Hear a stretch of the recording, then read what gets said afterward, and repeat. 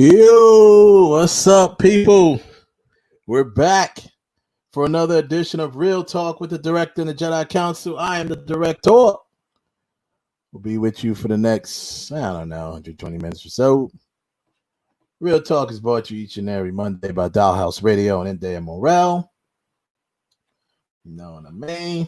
And we broadcast live via the World Wide Web on blogtalkradio.com and now on facebooklive.com and youtubelive.com. So, welcome everybody who's watching on this live stream. Live stream is something a little bit more new that we've been doing.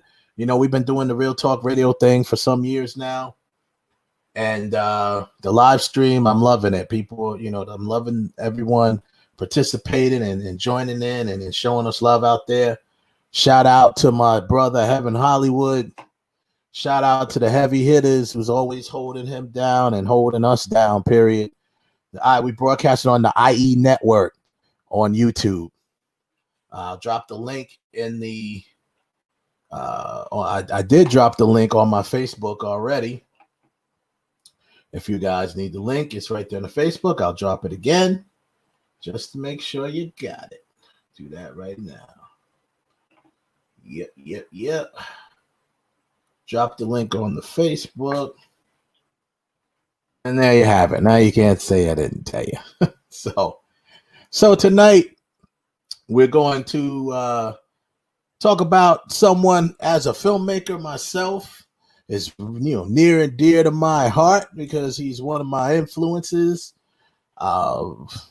Spike Lee. There's no point in making there's no introduction for Spike. He's just Spike, right? When you get to one name, when it's just one name, you got Kobe, Jordan. You know what I'm saying? Like you see that one name thing, right? It's Spike.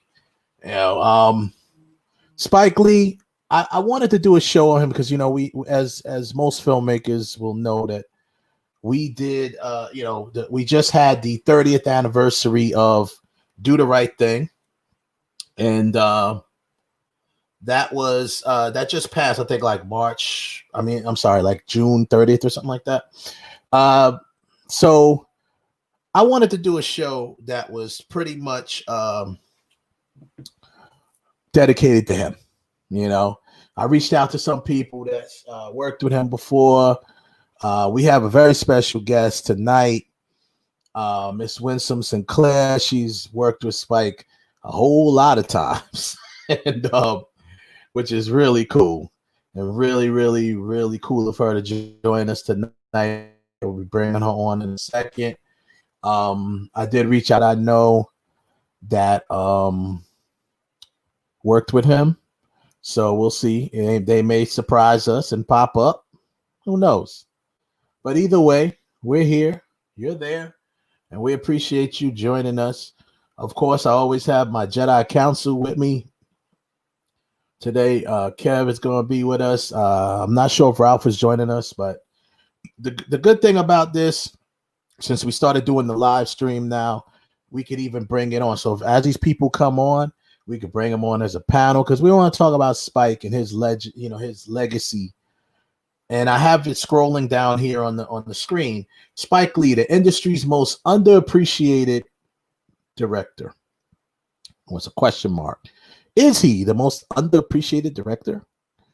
It's my opinion. I say yeah, because if you count his contributions to the game, not just his cinema and his film and his storytelling, his style, also the careers he took part in launching, whether it was the beginning of someone's career or, right before they started, they peaked a little bit, it's nice movies. And not only that, one of the directors that's just loyal to his actors, always using the same actors and stuff like that. I personally, I can only speak for myself. I don't remember too many directors doing that before Spike came on the scene. I'm just saying. I mean, I'm a director myself, so we all got our brat pack of actors that we go to, right? Like our go-to actors. Every good director should have one of those, at least one or two in the clip. But Spike was just, really launching careers, man. And he was also one of the dudes that just did it himself, man. Like, he just really just went out and he's that true independent director that just kind of like, he did it the hard way, man. And I can't say enough about him, but I'm blessed to have Winsome with us today, and we'll kick it with her for a little bit and just really talk about what she, what everything that she's been doing. She is, we'll get into her in a second. That's what's up. So anyway, everybody, thanks for joining as usual. Let me see if I can bring my man Kev on. Let's see if Kev in the building, and then we'll go from there. See how. Kev, you there? Yeah, people, what's good? What's up, Kev? Yeah, thank you for joining us again. Yeah, man. So, like I said, Spike is he's that dude, man. Like I said, I believe someone sent me a question, and I thought it was a good question. He said, "Is Spike on your Mount Rushmore of directors?" Right? He said, "Now he gave me he put me on two. He put two out there. Now I'm there's gonna be a lot of different answers to that. I have a lot of directors that I love. Obviously, it's not a question. Mount Rushmore of black directors, he's probably number one.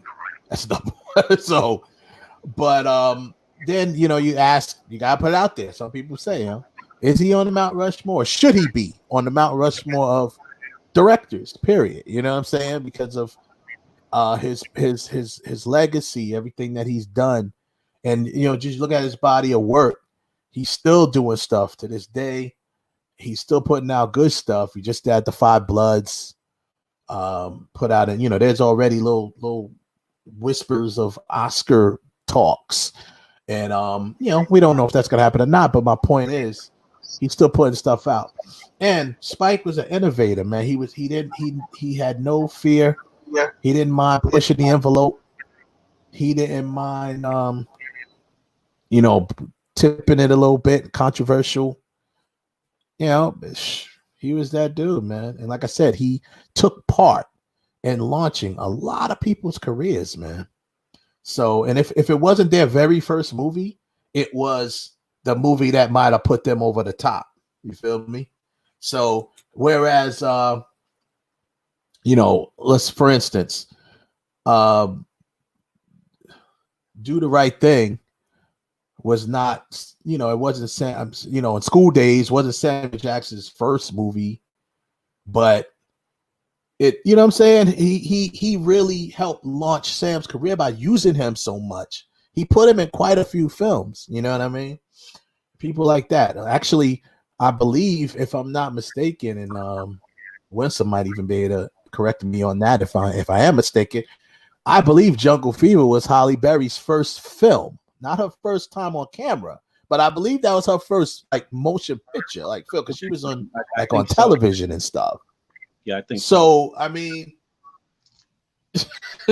that alone, you talk about people that then if you even talk about the John Turturros of the world, the Nicholas Turturros, these type of people that he always Giancarlo Esposito, these people that he used in all the time and really helped launch their careers. And these guys went on to become really good actors, legends. So, especially Esposito. Yeah, legends. Esposito. I mean, that's now he's forever known as the Chicken Man from Breaking Bad. And he was just in Better Call Saul. I mean, the dude, but I mean, I remember him the first Spike Lee film I ever saw. I did not see I did not see She's Gotta Have It first. The first Spike Lee film I was ever exposed to was School Days. Because my sister, R.I.P., my sister, she used to pledge. She was an AKA, right? Okay. And she when that movie came out, she was excited. Like everybody, the Kappas, You know what I'm saying? The AKAs, the Q dots, all of them were so excited to see that film. They were like, yo, we gotta go see this film. You know, they was kind of not disappointed. They were kind of low. They was in their feelings a little bit because they felt he was bashing. He was bashing the fraternities, but it's what it is, right? But that was the first time I ever saw. That's the first movie I ever saw by him. I saw Giancarlo Esposito in there, you know, as Dean Big Brother Almighty, and I was like, "Yeah, this film is dope." And I believe, don't get me wrong, I might have to get corrected on that too. I believe that film was Tisha Campbell's first film. Now she was in that she was on that TV show, Rags to Riches, but I believe School Days was her first film, like motion picture film. So once again, you know what I mean? Because she did House Party in 1990. School Days was like 88 or something like that. So there's a lot to talk about. Those contributions alone, think about it. To me, that's part of it. That's part of why he should maybe be on Mount Rushmore, because he's contributed so much in ways that people don't even realize sometimes. Yeah. You know what I'm saying? He's helped bring the careers of people that we love to watch on film and on camera, on TV now. You know, so that's what I'll talk about. But we're gonna get into, you know, all of that. But I want to bring on our guest. She was so kind to join us tonight. And Miss Winsome, she is really, I tell you, man, she's like the casting queen, right? Everybody I know in the business that they know her and they know her for that. She's not just casting, though. She's a producer, executive producer. She's a filmmaker. So, I mean, I want to bring her on and we talk some stuff with her, but mainly because tonight the topic of tonight is a frequent collaborator with Spike Lee. She's worked with him on, and Winston, please correct me if I'm wrong. She's worked with him on, I believe, 11 projects, maybe more, but that's a lot. That's a lot of films. But everybody, please, let's welcome Miss Winsome Sinclair to the show. Winsome, are you there? Oh, wait, let me unmute you. I think you're muted. Let's get you unmuted. Hello, everyone. Oh, there you go. Okay, sorry. Yes, I hear you. No problem. Mm-hmm. Thank you for joining us. Thank you for having me. Oh, no problem. Mm-hmm. How you doing? So, like hey, that's Kevin. That's one of my co-hosts, Kevin. How are you? Yeah, good. I'm down one co-host. It's usually three of us. That we call ourselves the Jedi Council. You know, we're like the Jedi masters of this movie thing, right? So, but anyhow, once again, thank you for joining. I wanted to say, now, was it 11 projects or was it more than that you worked with Spike on? I counted 11. 23. 23. Whoa. Damn, I was way off. That's like double. Awesome. Now, is that you're counting films or you counting all projects like documentaries and music videos or whatever? I didn't do anything but films with him. I didn't do commercials. I didn't do videos. I think I only did one commercial in the 23 years. Okay. Cool. That's what's up, man. So, oh man, so much to talk about, man. I'm so happy to have you here. First of all, let's start before we get to Spike.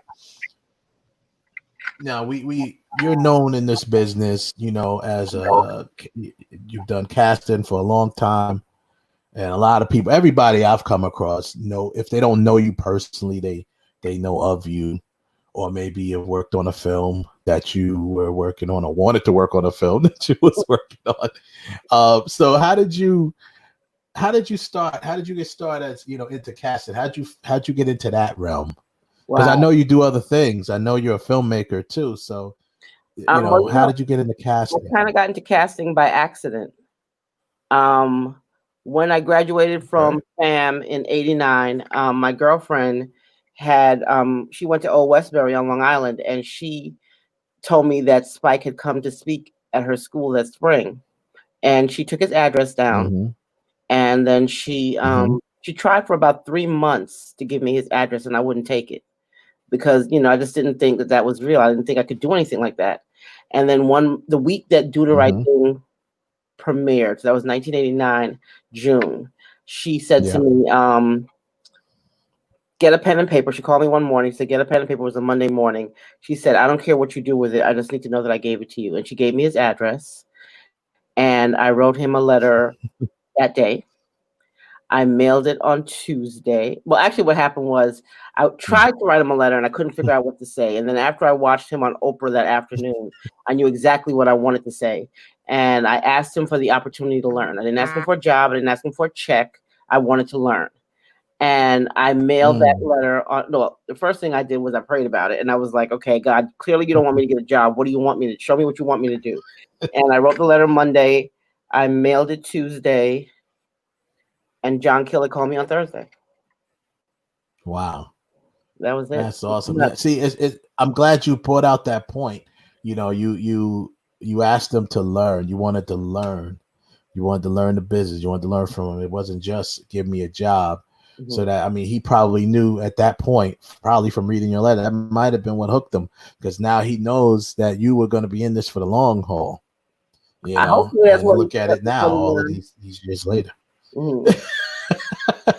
Look, all these years later, here you go. You're still doing your thing. So, and still learning. and on a higher level. Mm-hmm. Oh yeah, well, it's constantly a learning process.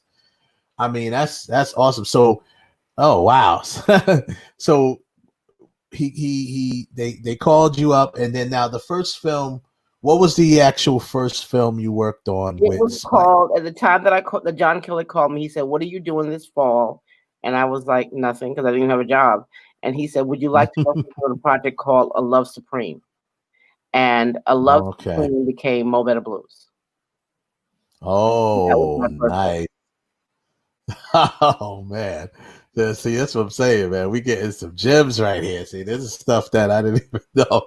So I'm loving it. I'm loving it. So it became Mo Better Blues, one of my favorites too. Me and Kev talked about this a couple weeks ago. Might have been off camera, but that's one of my favorites, Mo Better Blues. He like I said, even the messages behind that, the music in it was just awesome. And I watched Spike. He's on that site Masterclass. Yeah, and I watched his Masterclass, and that was my favorite part, where he was breaking down the things that they were doing in Mo Better Blues. Some of the scenes. And I was like, man, this is my movie right here. Because I just thought it was cool. To me, up until that point, I had never seen that type of like the relationship stats with the dude with the two women. They both knew about each other. They dated him. Nobody was doing that on camera. Like, nobody was putting that on film back then. So I was like, yo. Most of what he did was groundbreaking. Yes, she's that's got true. That story hasn't been told at that time from a woman's point of view. From a woman's point of view, exactly. Mm-hmm. And that movie. I mean, it gets recognition now because of the Netflix series, because people, it's kind of like, but that movie never got the recognition that it deserved. And even just from the topic, not just the storytelling, from the topic itself. Then he had the Mars Blackman character that became like kind of so big, and he was, is it the shoes, doing that stuff with Michael Jordan and stuff like that? It was like,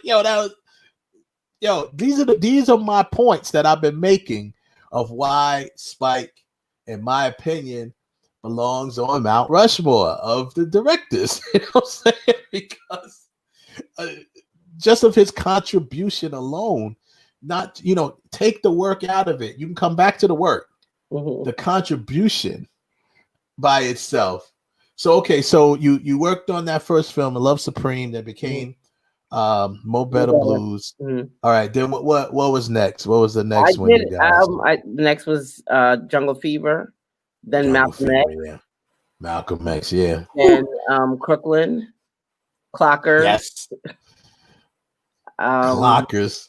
Another career launched. mhm. What was his name? Mackay Oh my Pfeiffer. God, Mackay Pfeiffer. Mhm. Another career launched right there. You know what I'm saying? These movies he's dropping, Jungle Fever, like I said, Halle Berry's first film, and you can correct me on that if I'm wrong. I believe it was her first feature. Yeah, that was her first feature film. So you got that.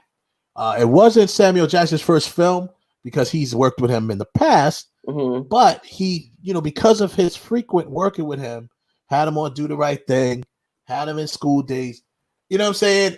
He helped. He took a big part in launching Sam's career. Yeah, I mean, there's no denying that. These films you drop. I mean, then you got the Clockers. Mackay Pfeiffer. And I remember distinctively, I did not like Mackay Pfeiffer at first. When I first saw that film, I was like, this dude can't act. I was like, that was the first thing I said. it was like it was his first acting. It was. Mackay was discovered at an open call. Yep. Yeah, I heard about that story. I think he might have told it. So that's why I cut him some slack after that. Because I was like, oh, this dude.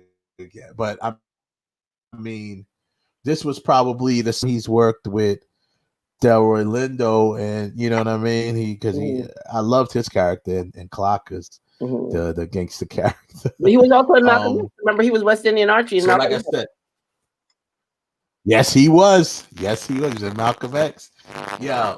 Let's stop. Let's pause. I'll pause, but let's stop on that one for a second. We got to talk about that because that film is so relevant and will be relevant forever. And to me, probably the biggest rip ever, like the biggest snub in the history of filmmaking, that he never made it into. Wasn't nominated for an Oscar. You know what I mean? But Malcolm X. Now, working on that film, casting on that film, just tell me about how you felt working on that, just with all of the history behind it and having the cast, with people that are real people, like not just made up characters and stuff like that. Well, it was actually surreal for me, the whole thing, because the thing about Malcolm X, when I had just graduated from FIT and I made a comment to my older brother, and he got upset with me and he threw the book at me, Malcolm X, and said, "Don't speak to me again until you read it." And I had made it, and I'll tell you the comment to me because I've grown since then, so I'm okay with sharing that. The comment that I made at the time, haven't gone to HBCU yet because I graduated from FIT in Manhattan first. But the comment that I made that night was, when I grew up, I didn't want to live in a black neighborhood because they bring down the property value. And my brother was furious when I said that. So he said, "Don't talk to me again until you read this book." And that book, and then going to FAMU, changed my life forever. So then when I ended up, 5-6 years later, working on the film with the already, in my mind, iconic Spike Lee, like I couldn't have planned that in a million years. Wow. That is something. That's crazy how things work out. You see how things work out? That I could imagine just being on that set. I mean, that set was, that whole film was so important. It was the greatest training ground. I felt like if I had, there's certain things that you go through, iconic moments in your life. And this is the moment I knew I became a woman. This was working on Malcolm X for me was when I first considered myself a filmmaker. I was like, I'm in this for the long haul. Before that, I think I was going to stick around till however it lasted. But just watching that, and that film is probably the only film, I think, that and Amistad, that when I watch them, it's like I never worked on it. It's like I'd never seen it before. And I have the same emotional roller coaster every time I see it. Wow. Yeah. So what was it about that though that made you what was about that made you feel, okay, I'm a filmmaker, I'm in this? Like what? Well, first of all, what was that feeling? Workload. It was the workload. We were working 6 days a week, probably 20 hours a day for the entire shoot. You know, and you don't realize you're doing it because you're only doing it one day at a time. But when you look back, like I remember Ruth Carter and I were having a conversation many years later, and Ruth said, "You know, we work 6 days a week at a total shoot." Yeah, and I didn't realize that. It just every Friday they added a Saturday shoot, and I never thought about it for 4 months. We're like, "Oh, okay, we're working on Saturday again." She said, "We work 6 days for 4 months," and I was like, "Oh, no wonder I was exhausted." Yeah. Yeah, exactly. You mentioned Ruth Carter, you know, who obviously the Oscar winning, not even nominated, Oscar winning. No, Oscar winning. She's got a couple, right? She got a couple under her belt. Yeah. Yep. But her first nomination was Malcolm X. Yep. There you go. Oh man, this is what I'm talking about. You talk about all types of history right now wrapped up into one. This is big stuff right here.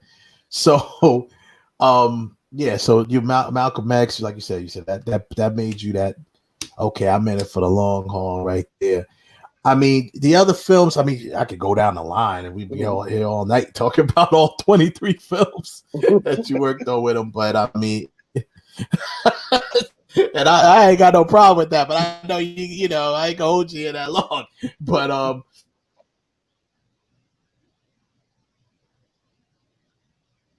Oh, you froze up, Wes. Yeah.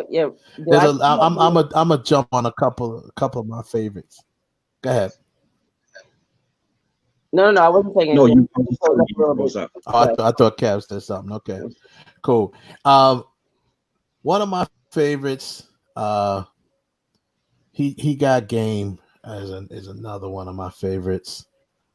Damn, I got so many favorites by Spike, man. I'll be saying that all night. He got game. How was the experience on that one? He got game. I think it was our third time working with Denzel.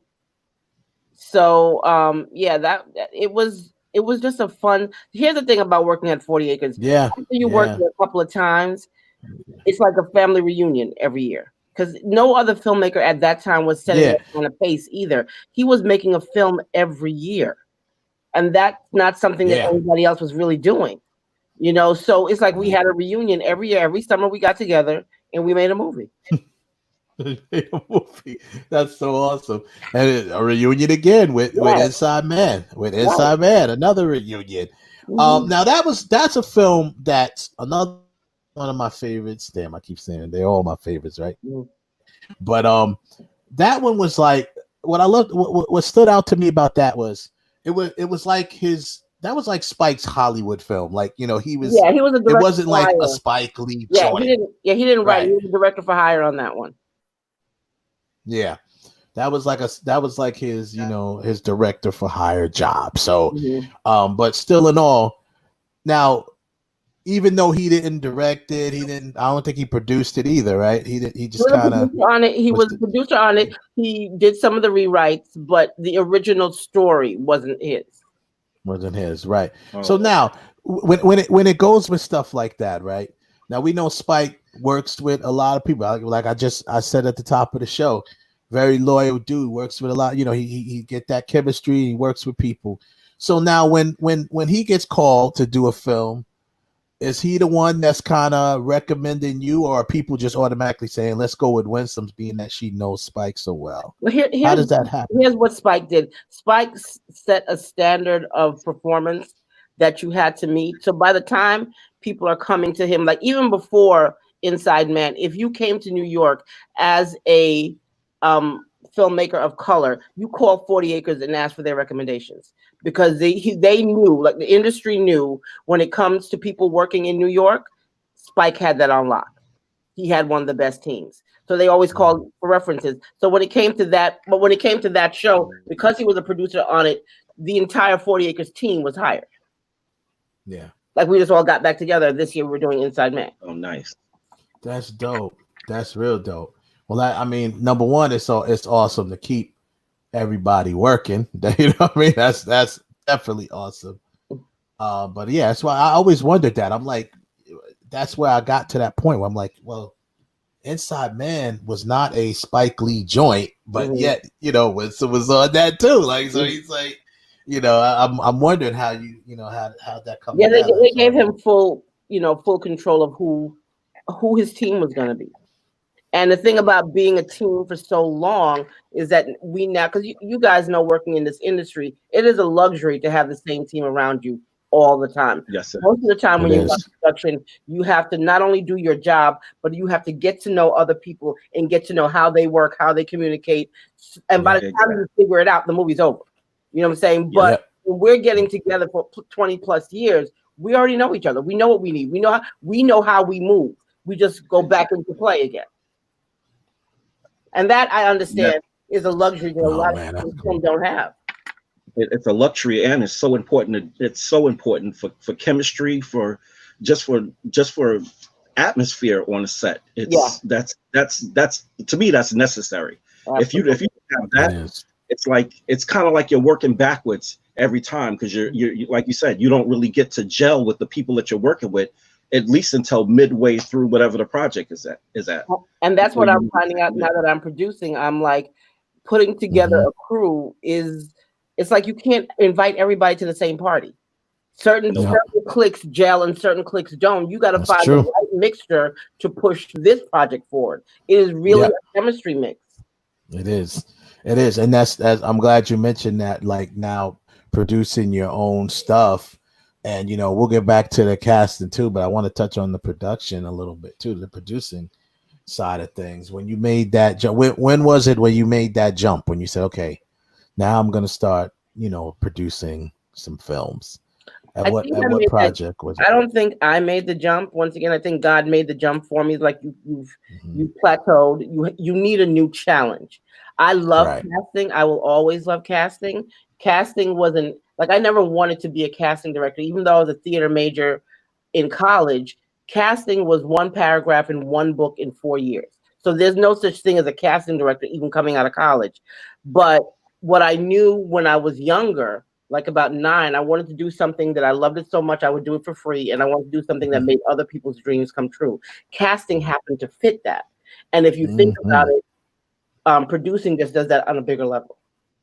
You know what I'm saying? That I'm still it does. in the business Uh, of making dreams come true. That's what I do for a living. They can call it what you want it. yeah. You can call it what you want, but that's what I do. So I Yeah. think that producing was the next step. Because after you're doing it for 30, No, that's all. 25 years, you got to grow. You need new challenges. You need Yeah. new things to do. And I thought that I was done casting after I had worked with Spielberg. I'm like, okay, that's it. I'm done. But there was more work to do. You know what I'm saying? I realized that I was supposed to be a part of telling Tupac's story. You know what I'm saying? So Yeah. casting wasn't done with me yet. My casting Yeah. company still exists. We still cast, projects and commercials. But my Yeah. challenge as an individual, as a human being, as a woman of color in this industry, is now I want to be the instrument that gets stories told, not just Hmm. participate in telling them. You know what I'm saying? Yeah. So I'm taking on a bigger chunk of it because you have to grow. You have to re-challenge yourself. There's got to be something that's exciting about it again. Right.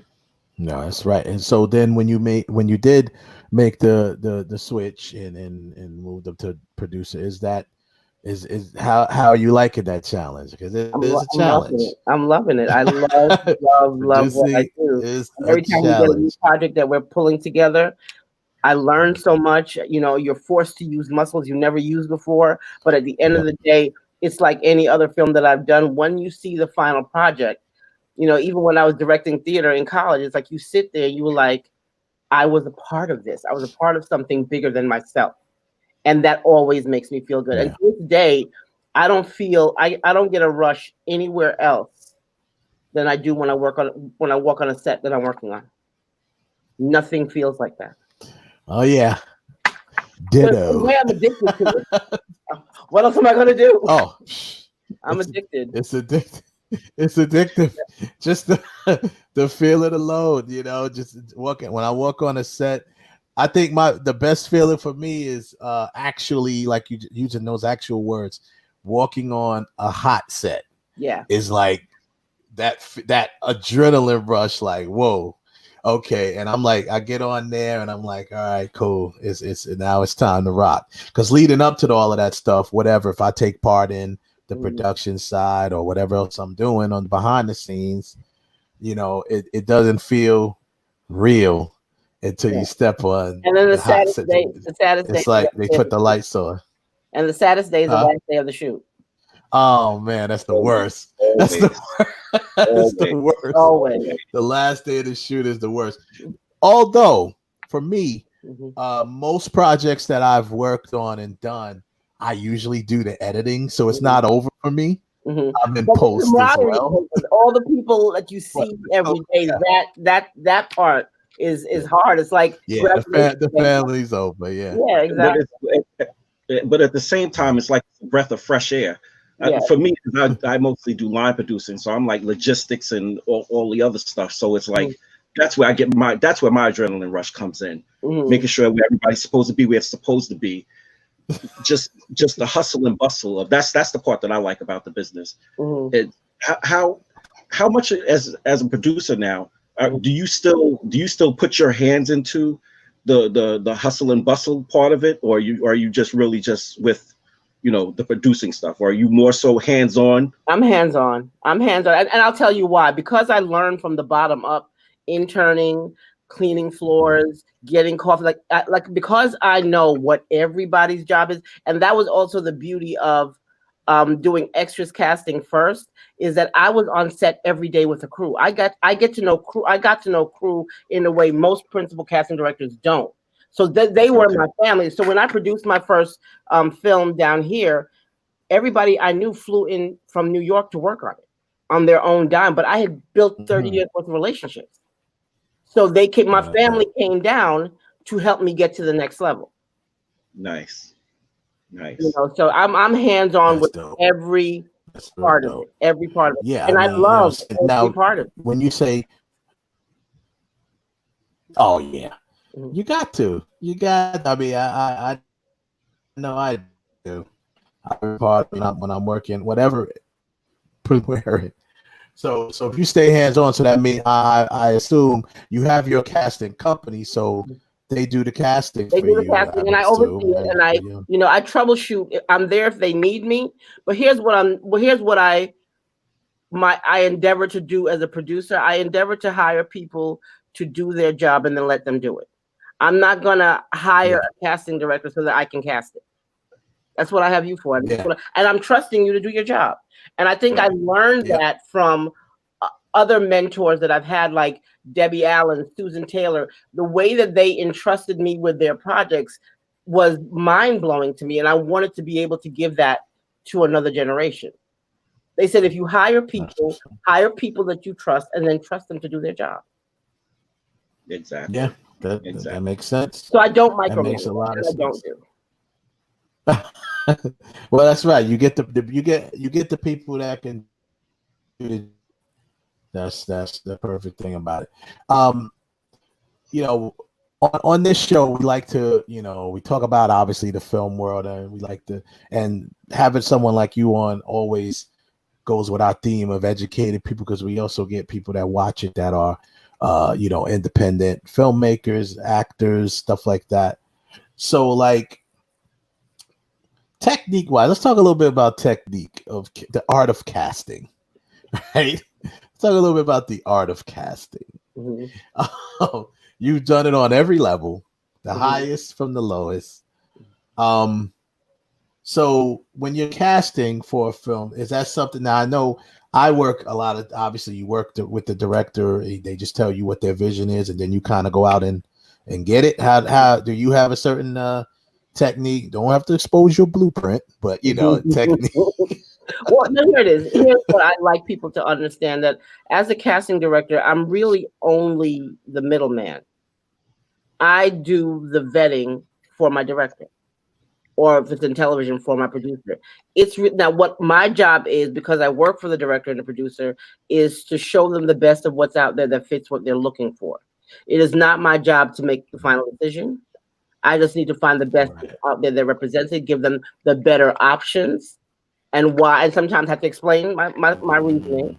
But I can defend whatever I'm showing you. But at the end of the day, a lot of talent doesn't understand it's not my decision. And the best thing for a casting director like myself is to find a director that knows what they want. You know what I'm saying? If they know what they want, that's easier to fulfill. When you're working with somebody who doesn't know what they want, it can be interesting, it can be exciting, and it can be tedious too, because they haven't figured it out. So, I can't figure it out for you. I can help you get to what you figured out, but I shouldn't be figuring it out for you, because ultimately it's your vision, not mine. When I get to the point where I want to hire, actors that I want and do what I want and tell my story in a certain way, then I need to be producing or directing myself. Okay. I'm really just the middleman. Now, how often have you, with your casting, how often have you presented something and you've been told that's not what I want? Go back to the drawing board and start over. All the time. Because it's a process. Because sometimes, even if let's say the director even wrote the piece, like you're not a director for hire, you wrote it. So you've been living with these characters for how long? Like, Right. what you want. But then I expose you to some talent and you see something you hadn't thought about, and then it changes. And then you come back to me and say, okay, Winsome, I don't want to go that way. I want to go this way. So what do I do as a casting director? I pivot. I go in the direction that you want to go now. We may have been going west all this time. You're like, you know what? I want to go south. Okay, then down south we go. I'm not. It's not emotional for me. It's not personal. Yeah, of course not. That's awesome. Now, I'm so glad you brought up that point about because I guess some people get confused that since maybe because the word director is in the name, cast actor, they think that they make they make the final decision. I'm glad you brought that up. But has there ever been a point where you, I'm sure now you're such a veteran in the casting, in the business period, but as with casting, has there been times where they trusted you and just said, hey, I like, or have you ever, or you just say, no, I'm not going to do it that way, so maybe you saw someone that you think maybe could be in a part of the film, they didn't like them at first. And has that ever occurred? I know you kind of mentioned that. I've had to plead my case on occasion where I think somebody's like really right for this, and maybe, but that's part of your job. You should be able to defend your decisions. Defend whoever you bring in the room. You have to defend why they're there.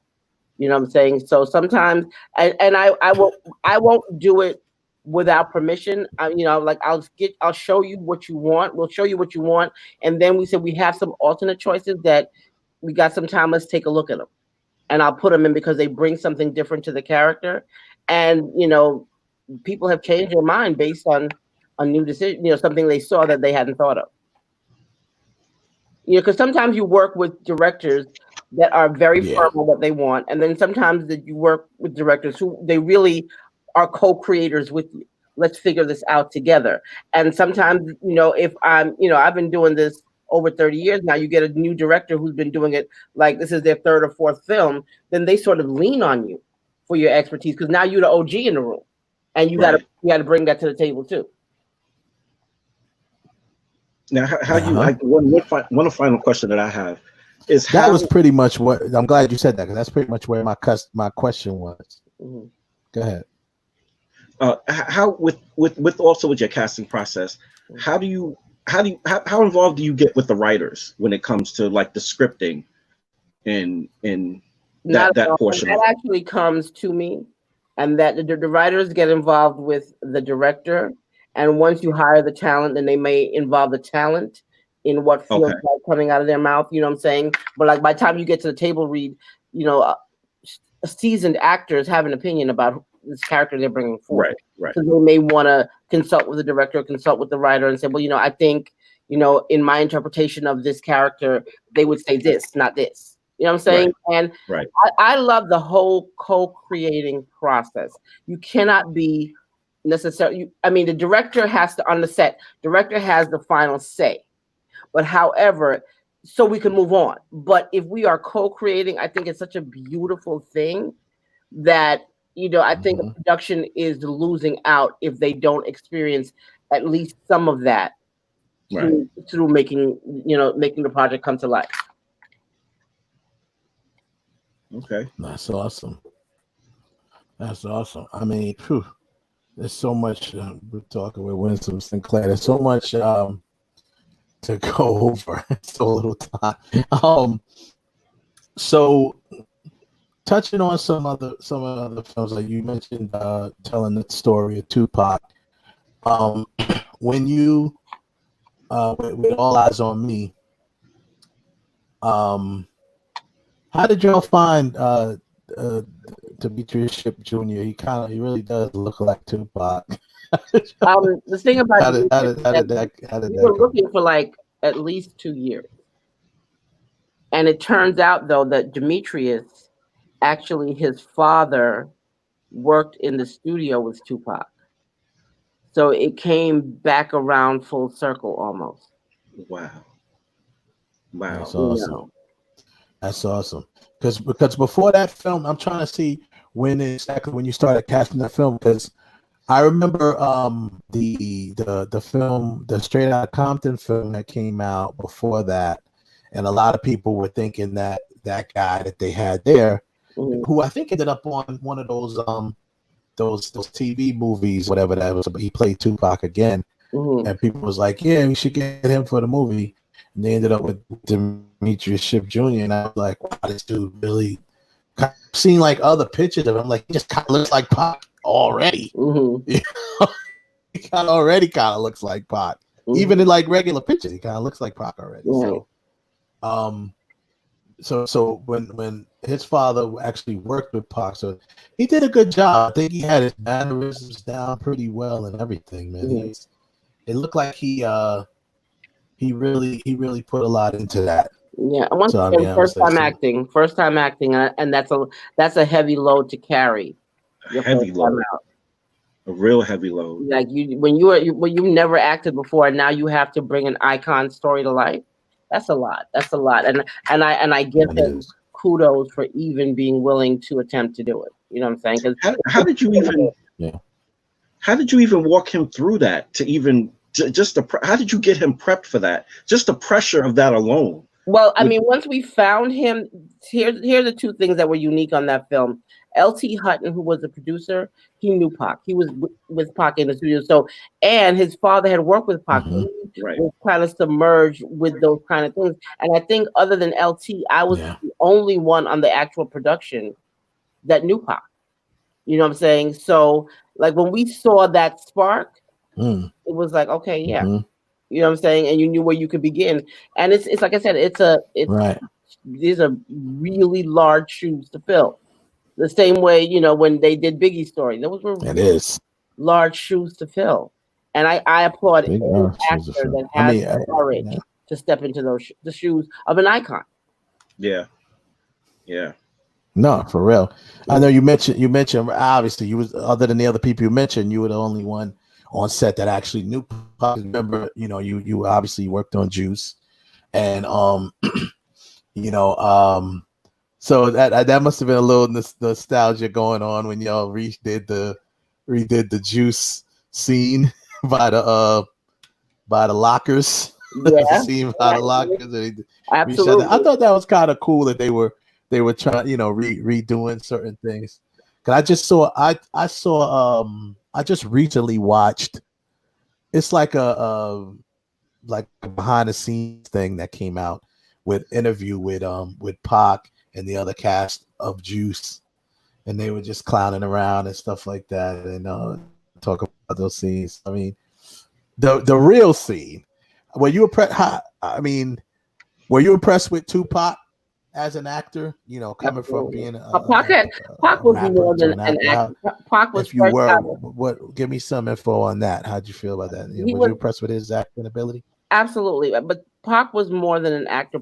Pac was larger than life at a very young age. So, like, I can't really explain it, but when you see certain people, and maybe that's the instinct that you develop in casting, but when you see certain people and you see a certain scene and you're like, yeah, this is it. This kid is it. You know what I'm saying? Everybody was great, but he had something special.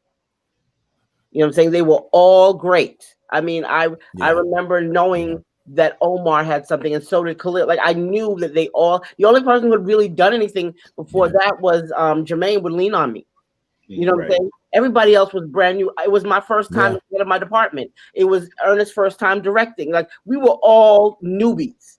Ernest, that we had that's true. The time of our life. The producers that we had were these two white guys, and one of them went on to the Fast and Furious fame, and the other one went on to Harry Potter. It was their first film too. We were all newbies together. Wow, that's awesome. But I'm sure it was a great feeling just working together like that. Because, like I said, in that interview that I was watching, you know, they were talking about Ernest, and they, you know, Pac had nothing but great words for Ernest, you know, and because I think that was Omar's first film too. He was fresh out of high school. Yeah, fresh out of high school. He talked about that on an interview, I think, on the Breakfast Club or something. He talked about that being his first film and working with Pac, and he said the same thing that you said. Pac, you just knew he had something special. Yeah, he just knew he was just that large in his life. Yeah, and I also wonder if he were still here, where he would be in everything that's happening in our world today. I know he'd be a voice in the forefront, but oh my goodness, yeah. Oh man, yeah. I mean, talk about Pac was well on his way, man. Because really, I was what impressed me. I mean, a lot of things impressed me. As an artist, he was overly impressive, but as an actor, to me, what impressed me was when I saw the film. I loved him in Juice, of course. I loved him in all his roles, but I think he really started changing and broadening his scope when he did the gang related. He did the gang related film, and then the other film when they were playing like the guitars and stuff, playing when he was a musician. I didn't see that one. That one, but it was really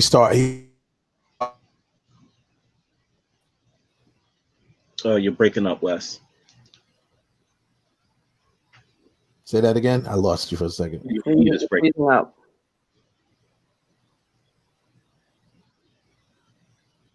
I'm breaking up? Yeah. Yeah. Oh, yeah. I don't know what's going on. Okay, we're back. Now, I missed what you said about I said that's where he impressed me on the and I said I need to know the name of that. I want to know the name of that movie because I don't think I've seen that one. Yeah? Oh, it was I mean, I can look it up, but I just didn't know. Let me I'll look it up real quick. Yeah. He was actually in that film, and he was a musician, and they were also like heroin addicts or something like that. It was a cool film. It was a cool film. It was different. You know what I'm saying? I was used to seeing Pac in that aspect. So back to Spike before I, wrap it up and let you go or whatever. But I talked about, the original topic was obviously with the Do the Right Thing being this 30th anniversary. And I mean the social relevance behind that is look at what we're living in now. You know what I mean? Like Radio Raheem was Eric Garner before Eric Garner. You know what I mean? And countless others. But the topic I have as I have scrolling on the screen, Spike, he's probably the most underappreciated. I'm just using the word underappreciated director probably in the industry. And I believe, in my personal opinion, is he belongs on the Mount Rushmore of directors, you know what I mean? Because of his contributions. Now, Do the Right Thing. You didn't work on that one, did you? No, I was the one right after that is when I worked on it. You was the one right after that. Okay, yeah. But that film, though. I have to agree with you. He is the underappreciated, and not just for the body of work that you guys see.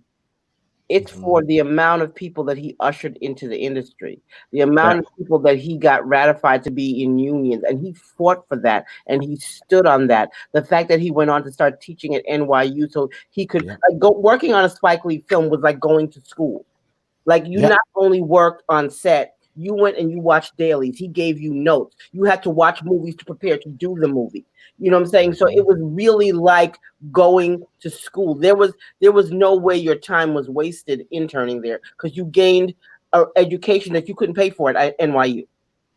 You know what I'm saying? And most people don't know that he did that. Like, people are going to find out so much more about this man as time goes on. Like, you guys don't, people who weren't there don't know the half of it. As a matter of fact, like, we refer to ourselves as, like, I would refer to myself as 40 Acres class of 89, because going and working there is like going to school.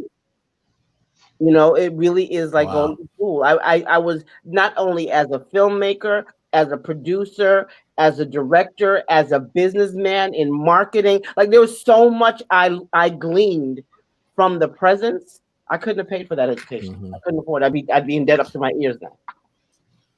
I would. That's true. Just sitting in a room. I can imagine just sitting in a room with him, because I mean, I met Spike very briefly at the American Black Film Festival. He was being honored. This was probably in like 2009, maybe. He was being honored. They given him an award, and I met him very briefly because I used to do a red carpet TV show called Block TV, and we used to do that, and we was interviewing people and stuff like that. So that's where I met him. But watching his masterclass, I'm just sitting there like, oh yeah, amazed. I can imagine how brilliant this man is, yo. He's really, like, not that I didn't think he was smart, but I'm just saying he's a really smart dude. Like, when it comes to knowledgeable, when it comes to this filmmaking and stuff, man. Watching him, I'm just like, whoa. He makes you think about things. Down with working with as a director, he makes you think about things that you. Exactly. What I break down was working with Spike and some others like John, and there's some others there. There's a difference between working with a movie maker and working with a filmmaker. A filmmaker has an appreciation for the craft that is deeper than just getting the project done. A filmmaker is looking at all the nuances. Like I'll give you an example. When we were doing Inside Man, there were certain things about the casting and the way he wanted the extras to look that he made me watch. He had made me and my whole team come to NYU and watch on the waterfront. And he pointed out the things he wanted to replicate. Like, he made us study film. You know what I'm saying? This is just the extras. You know what I'm saying? So it's like everything was important. And and if you wanted to come to the other sessions, you could, because there was a viewing that was just for the costume department. He wanted to study another film for that, but he had all his films that he wanted us to watch. You were told which department, which movie your team had to attend, but you could attend all of them, and if you were smart, you did, because you would learn all of what you're thinking. That is dope. That is dope. Wow. People don't know that. Wow. People know the final product. They don't know all that. Wow. Like with Spike, when you're coming on set, if call time is 6 o'clock, Spike is there at 5 with notes. Like, I remember when we were doing Crooklyn, he had every department head together every morning with notes that he had written on the way to set he handed you your notes. And it was about what was coming up in the scenes to come. You know what I'm saying? We were always in school, always. And you walk away from working on a 40 Acres project better than when you came. Wow. That is just that is so awesome, man. I mean, I could tell, just like I said, from watching this masterclass and some of that, I could tell, that's how he is. And the funny thing is, on the surface, most people may not realize that, and they won't get it. They won't know that unless they were actually behind the scenes with him and stuff like that. Because he, especially like he's a director that acts in his films, and he plays a lot of times. He'll play a quirky character and stuff like that. He obviously seems to have a very good, personality, sense of humor, stuff like that. But like I said, when I sat down and watched his masterclass, I realized he's in that masterclass for a reason, because this dude, he's a master. He's a master. He's the true Jedi master right there. He's Yoda. I can honestly say, just from this, I wish we had longer to talk with you, because I'm really, I was never a really deep, like knee deep Spike Lee fan. They were certain, like, I like my three best films is Inside Man, Jungle Fever, and More Better Blues. Those are my three. Like, they're in my top 20. Those are my three. But I was never really like even like with his first films that came out, I was into him because you're black, you go see. But now, like, the stories and just a little bit of research I did before, having you on the show, I'm starting to get more of an appreciation for him and the way his method of working. This is the stuff that I like to hear. This is stuff that's going to enrich me and make me go back and watch. And then I'm going to go back and watch Inside Man now. Go start pick those little nuances that you were talking about, like stuff like that. Fun. I appreciate stuff like that. It's always fun. Like working with Spike, like especially in the beginning, we would have a kickoff party, a midway party, a wrap party, a premiere. Like, it's always fun. However, he is a taskmaster, but he's not harder on anybody than he is on himself. So you leave him when you go to another set and you just do regularly what Spike requires of you. It's usually more than anybody else is doing. That's crazy. Wow. That's crazy right there. Like, oh man. And I think he thought about the fact that when you left his set and worked anywhere else, you were repping the brand. You know what I'm saying? And if he turned out people who were not, up to par, that's going to still come back to him. Yeah. Yeah. That's true. But I mean, I've never ran into anybody who hasn't worked with him, for him, or whatever, that hasn't said the things like what you're saying, how he's so masterful in what he does. You know what I mean? And some of the artists that I've seen, has worked, that's, acted for him, same deal. Like, he's just, and he knows what he wants. He's a dude that's always knows what he wants. He always knows what. Another thing I want to bring up with him, we talk about all of the things that he, all of these. He's such an innovator. I remember I said before, Spike was he was crowdfunding before crowdfunding was a thing. You know what I'm saying? That's another thing that you got to give him credit for. He was like, I should call him like the godfather of crowdfunding, because he was doing that before it was a thing. And that just shows you, man. That's the thing about being a trailblazer. You're probably going to always be a trailblazer, and that's lonely work. Like, nobody's doing it when you're doing it. It ain't trailblazing if everybody's doing it. You know what I'm saying? So if that trailblazer thing is in your spirit, it's just going to always be. You're going to always be ahead of the curve. Always. Yeah, that's true.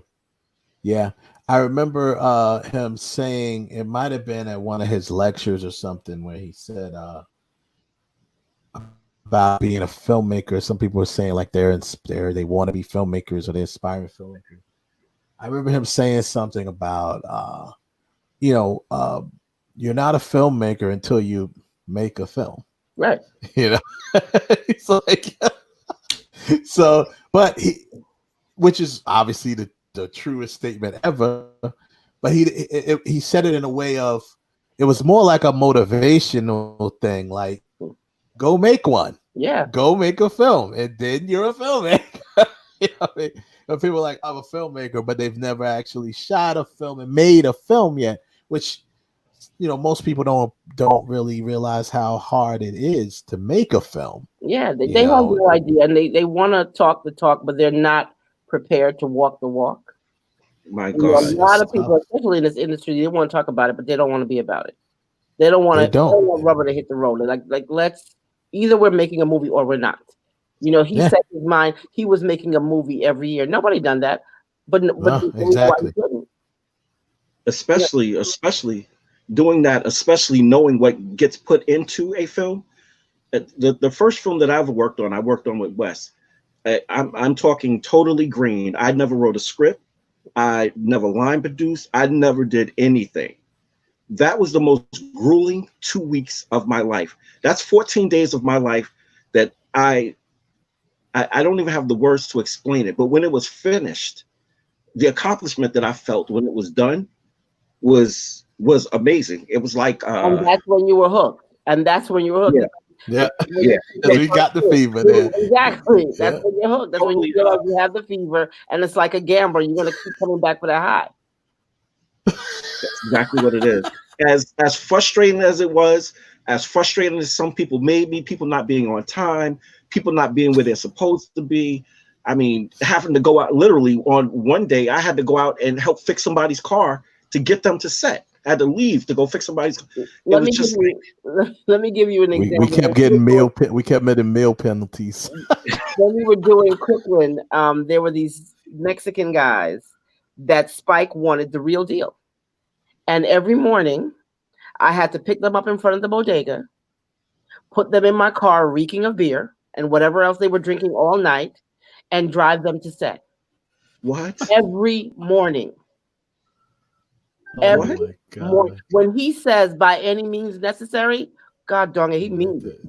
I got up every morning, went to the bodega, loaded them in my car, and drove them to set every morning because you couldn't count on them getting there any other way. That's what I'm saying. You made sure they got there. Wow. Yo, and you wanted them.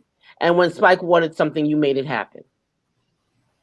That is funny. But see, that's the beauty of when you work for somebody that you appreciate and that you appreciate their talent. You want to go out your way to make sure everything is going to be the way it needs to be. And it's the kind of person that can inspire that in people for decades. Not one film, not two film, not every now and then, for decades. That's generations. Generations. Yeah. That's awesome. Yeah. That's awesome. That's awesome. Spike, I mean, he's got generation of work. You know what I mean? So what's next for you, dear? What's next for you in the movie world? When you gonna catch the fever again and go make a film? Well, we're working on some stuff. We got some stuff cooking in the pipeline, and we got some, there's a lot going on. There's some global stuff going on. There's some stuff going on here. There's some land purchasing going on so that we can make movies, because I'm very committed to, we launched our production company, which is Kairos Films. Kairos is God's timing. And I really feel I'm very committed at this point into my career in helping content creators and creatives create in a safe space and tell our stories in our way, because our stories matter. That's my commitment. Awesome. That's awesome. Can't wait to see it. How long you been in Atlanta now? I know when you I can't believe it. 6 years going on 7. I can't believe it. Yeah? Yeah. Wow, that went fast. Because I remember when you first went down there. Yeah, it's been a while. That went fast. You liking it down there? I'm loving it. I'm absolutely loving it. This is new Hollywood, man. And it's made me more free to create, because I'm also in the process of writing 2 books that I want to finish by the end of this year. And I've adopted 2 little boys, so I got my hands full. I'm good. Oh, nice! Congratulations. Thank you. I got my hands full. That. Yes, you do. Now, my one final question before you go is: once your production company is up and running, how long before we get a sci-fi film from you? Well, so let me be very honest. I'm not hugely a sci-fi fan, but if it doesn't get done before this time, a book that I'm interested in is an Octavia Butler book. And for some reason, the name escapes me right now, but I read that book maybe 15 years ago, and I was hooked. I was really? And I think they should do it now. I don't want nobody to run out and go do it. But right. You don't want to put it out there. I didn't hear nothing. We're gonna edit that part out. I don't know if you guys ever read the book. It's called Kindred. And the thing about that story, it's about a young woman who lives in today's time, and she keeps uncontrollable by her. She keeps being pulled back into slavery days, and she is her great grandmother. And what she realizes is that a rape has to occur for her to ever be born. So if she stops the rape from occurring, she'll never exist. Dope. It's a dope storyline. It's a book. Dope storyline. Please tell me. I'm gonna be putting my bid in. I'll be putting my bid in. I'm gonna go on Amazon and purchase it tonight. Yes, but I want to hear back from both of you what you think of it. I will definitely. Most definitely will. Most definitely you'll will. hear from me. And yes, I'll be sending some reels to you. I'll be putting my bid in because I'm be like, yo, I want in on this one. Yeah, there's definitely stuff like that. We also have a story that we're looking at, the story of Ruby McCullum. And I feel very passionate about telling that story. That you should look up her story also. It's a true story. And it's about a Black woman in the 40s in Florida when there were what was known as the Paramore laws, where a white man could rape a Black woman anytime he wanted, and there'd be no recourse. Yeah, no recourse at all. A true story. Because Dora Neale Hurston wrote about it for the news, but it's a true story. And I love true stories. That's my thing too. Yeah, those are great.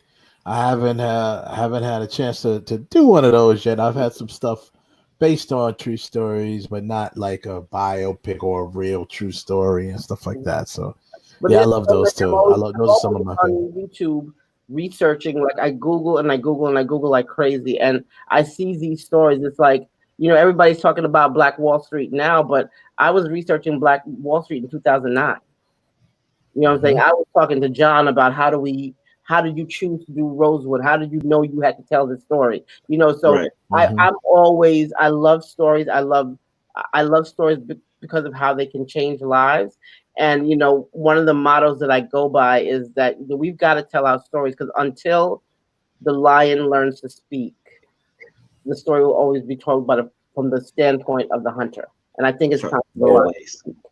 The lion, it's time for us as the lions to speak now. Our stories in our voice, not anybody else's take on it.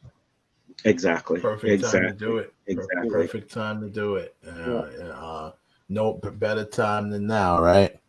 So I want to definitely thank you, Winsome, for joining us. I could keep you on for so long. I just have me back. I'll come back. Yes, please come back and hang out with us, because you know what? Like you said, you went to the school of Spike. Class of 89, 40 class of 89. Yeah, there you go. That's what's up. So I definitely look forward to speaking with you again. We're gonna check out those books you was talking about, that book Kindred. And definitely hit me back once you're ready. Kindred, especially Kindred. If you guys are into sci-fi, check it out. Yeah, most definitely. All right, perfect. Okay. Thanks a lot. Thank you. Nice meeting you. Thank you for having me. Thank you. All right. Have a great night. All right. Bye. Yeah, that was dope, man. Awesome. I was loving that. That was awesome. Yeah, I could have kept her on all night. I'm like, yo. Yeah, and she sounds like she got stories for days, man. Are you kidding me? You know how much knowledge that woman has? You know how much knowledge of this business, period, that she has? And she just dropped little nuggets. You know what I mean? That's not just what she learned from Spike. That's because this topic was more about Spike. But I mean, she has so much other films under her belt. Yeah. You know what I mean? And been doing this for so long, man. You remember we were supposed to work with her with Disciple. Oh, that's right. That's right. I forgot about that. That's right. Yeah.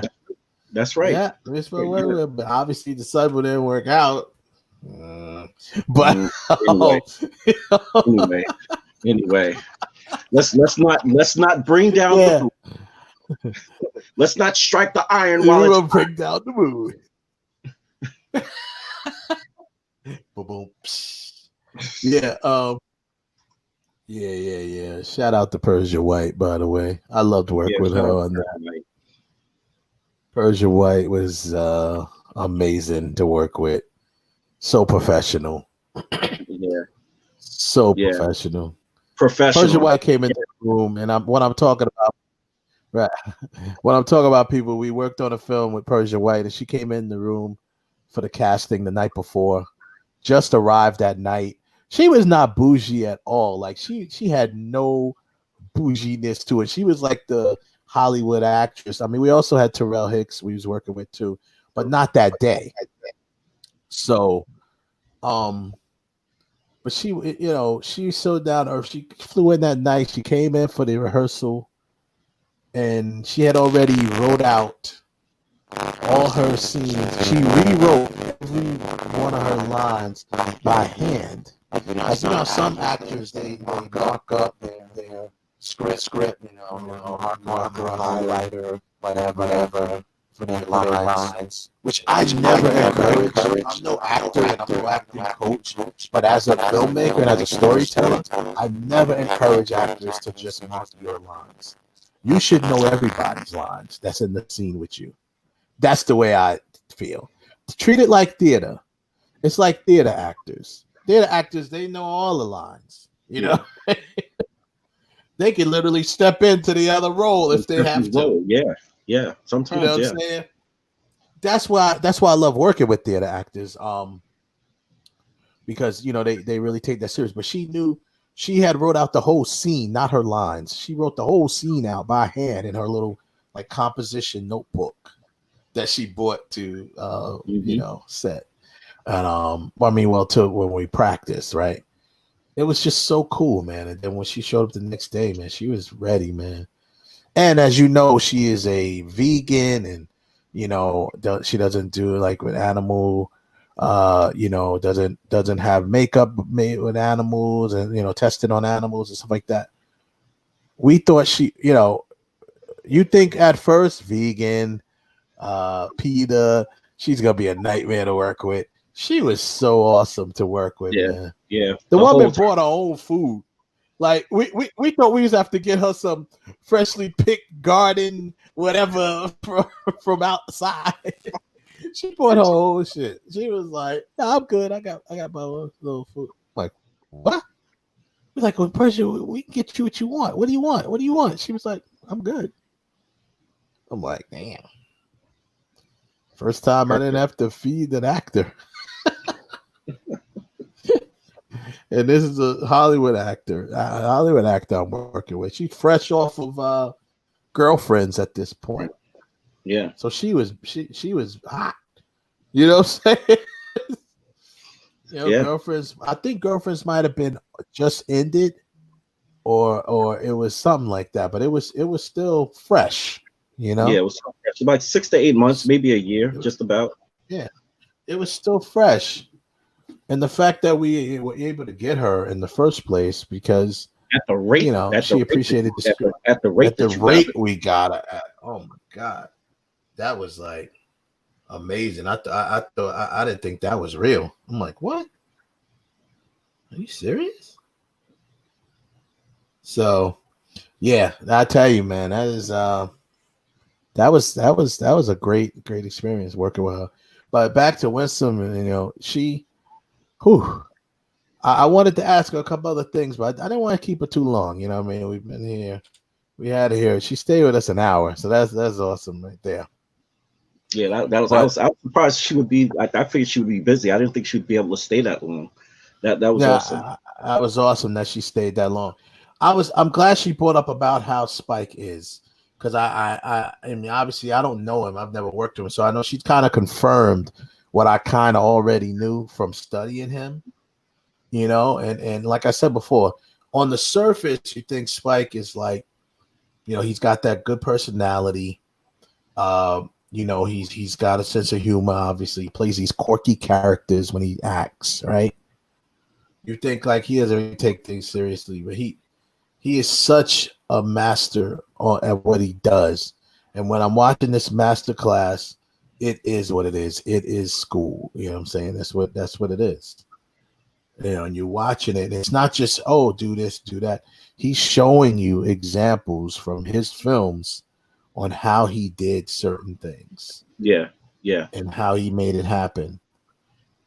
And watching it, I'm like, oh my goodness. Overwhelmed. Like, yo, this dude is like crazy. It inspires you all together, but it also makes you it makes you step your game up too. You know what I'm saying? Like I look at Spike and I'm like, yo, back to the drawing board. Nope. You know what I'm saying? Like I'm not doing something that, you know what I'm saying? It's definitely inspiring, but it makes you step your game up. You know what I mean? he puts you from like I said when she was here. I was never, and you know this, that I'm not, you know me, I'm not going to water down and try to front because we got a guest on. Oh, I'm the biggest Spike Lee fan ever. You know what I'm saying? You Right. know, there's only a handful of his films that I actually really appreciate and like. Yeah. But now, and like she was saying, you know, looking at him now through the lens of now talking with someone who actually worked with him side by side, who actually did the work, who actually put in the time, you know, just that little bit of time that we talked to her, it's given me a different appreciation for him, specifically for his work ethic. And you know I'm huge on that. Like work ethic is everything to me. Like if you don't have that, there's no need for you to even talk to me, because if you have a bad work ethic, you mean nothing. You're not going to go anywhere. Yeah. So Yeah. you know, it's like to hear that and to hear how he took his time to be like, look, I need you to look at this. I need you to watch this. I need you to understand this is what I'm going for. Yeah. And it's the same thing. Yeah. The same thing is with you. Excuse my language, but that's why I fuck with you. That's why I've been fucking with you since day one. Is because your work ethic. You know what your vision is. You know what you want. You're able to articulate and explain what your vision is. And the only thing you can do is you can either get on board and make it happen, or don't. And I really have a better appreciation and more respect for Spike Lee now than I actually did before, because that's awesome. yeah. And it wasn't to take anything away from him as a filmmaker, because I always thought he was an awesome filmmaker. I mean, he made, you know, great films. I mean, his body of work speaks for itself. So I never knocked him on that. Yeah. But now, like looking at it from a different perspective, now I want to go back and look at all of his work and like really not, I don't want to say analyze it, but now I want to go back and watch it and appreciate it for what it is. Because now I guess knowing the work that's put into something, for me, I can't speak for anybody else, but for me, knowing the work that somebody has put into something gives me as a film watcher and as a moviegoer a better appreciation of the work that I'm about to see. This is why and I'm not trying to change the subject, but this is why when I go out to see Marvel films, why I'm such a I'll call it what it is, such a fanboy. This is why when I go to see my horror films, whenever I go see one of The Conjuring or any one of the James Wan films, anything that James Wan does, this is why I go out to see him, because of his work ethic. He's like, James Wan is like Sade. He only does a work when he has something to say. When he no longer has anything to say, he moves on to the next project. With that said, that's why now I'm definitely, I said last week that I was going to go back and start over from Do the Right Thing and go forward. I am definitely now, whatever movies I don't have in my library, I'm going to go through my list and find out. I think there's only probably because my dad was a Spike Lee fan, so he had a lot of his movies. So that when he died, those films got, you know, those DVDs got passed on to me. But there's about passed to you. You said so when he passed them to you. Yeah, they got passed to me. So there's like 10 or 11 of his films that I think I don't have in my library, that I'm going to go through my library, and within the next 30 days I'll make sure I have them all in my library. This was, I'm glad we did this. This was good for me. It was good for my soul. Yeah. We speak to somebody that was on set. Yeah, man. It's always good. Someone who's really worked with him. I mean, it's not, like I said, she's not just worked with him. She's like part of the family, you know. She got started with him. I mean, I didn't even realize with the first story she told how she got started in casting was a Spike Lee film. You know, and she said that film became Mo Better Blues later, which Mo Better Blues came out later, you know, but it was like all the films she worked on with him. She said 23. I was like, holy crap. I only counted 11. I was completely off. But yeah, that's It was great having her. I can't wait to have her back. I'm gonna check out that book she talked about too. That's dope. Oh, I'm done. As soon you know me, in books. As soon as we get off the phone, as soon as we get off this live stream, I'm on it. Yeah, that's awesome. So, do the right thing, man. It's 30 years old now. Who would, I mean, I'm gonna say who would have thought. A lot of people would have thought, but who would have thought that we've had to refer to it? And so, in the relevance of it, even today, Right. It's it's a testament to his genius. I think the fact that even today, if they re-released Do the Right Thing, like on television, on cable or streaming, he's got a little deal going with Netflix now. If they re-released it out like that, people would be like, wow. The ones who don't. At this point right now, specifically with everything that's going on, like this would be a good time. It's kind of, it's unfortunately because of COVID, I don't think that we would have, as Roland Martin would put it, this third reconstruction in America, if you want to call it that. If it wasn't for COVID, because if it wasn't for COVID, people wouldn't be home to pay attention. So I don't think it would be as valid. But then again, it might be because of the election year that's coming up and people are really on it. With that said, right now, if the theaters were open, right now would be a good time to like have a release of Do the Right Thing, of all of his early works. It would be like, this would be a good time to like have that in the theaters, like just for morale, just for blackness alone. You follow what I'm saying? It's just a good time. I mean, you can sit home and watch it. You can sit home and watch it on your screen and on your big screen at home and enjoy it. But that, to be able to take your kids and re-experience that, seeing some of those films in the theater, that's the one thing I can say that I am happy about, is that a lot of those films, even the ones that I underappreciate, that I did get a chance to see them in the theater, that I did quote unquote walk with the in crowd, because it was the in thing to do. It's a black film. It's Spike Lee. It doesn't matter how you feel about him. You go see the movie because you're black. He's black. You go support his film. You go out to go see it. So, I'm glad with that part that I did get to see, a lot of them in the theaters. I just wish now, that's the one thing that I wish now. This is why I have such a problem with remakes and all of these do-overs and these reboots and these rehashings. Why not re-show? This is why we have like Adam and all of these, and the what's the other one? The Adam and what's the other one that does the anniversary films? Oh God, what's the name of the company that does them? Not Regal.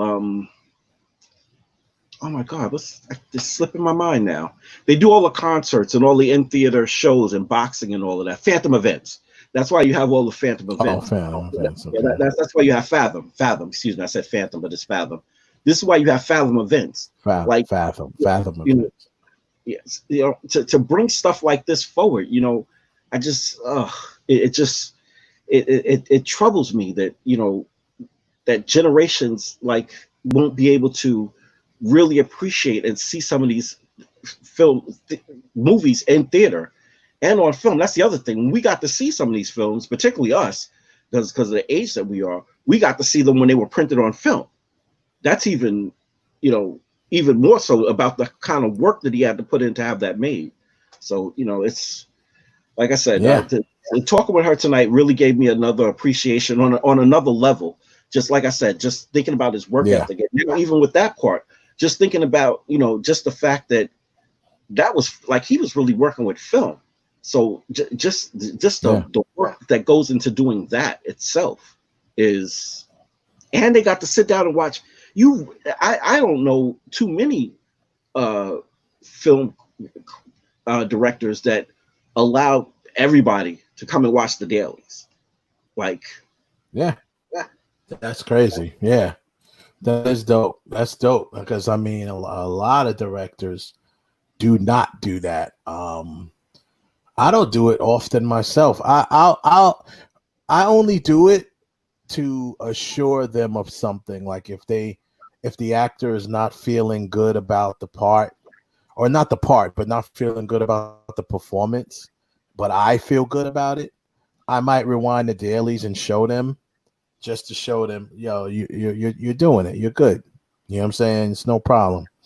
Um, I think when we shot Playing Dirty and we shot the intimate scene, the sex scene, one of the all three of the actors in that scene, because it was so, we did our scene, did our thing, whatever. We had everything set up where it was like people, they didn't think it was gonna come out looking right because of the way we did it. You know what I'm saying? Right.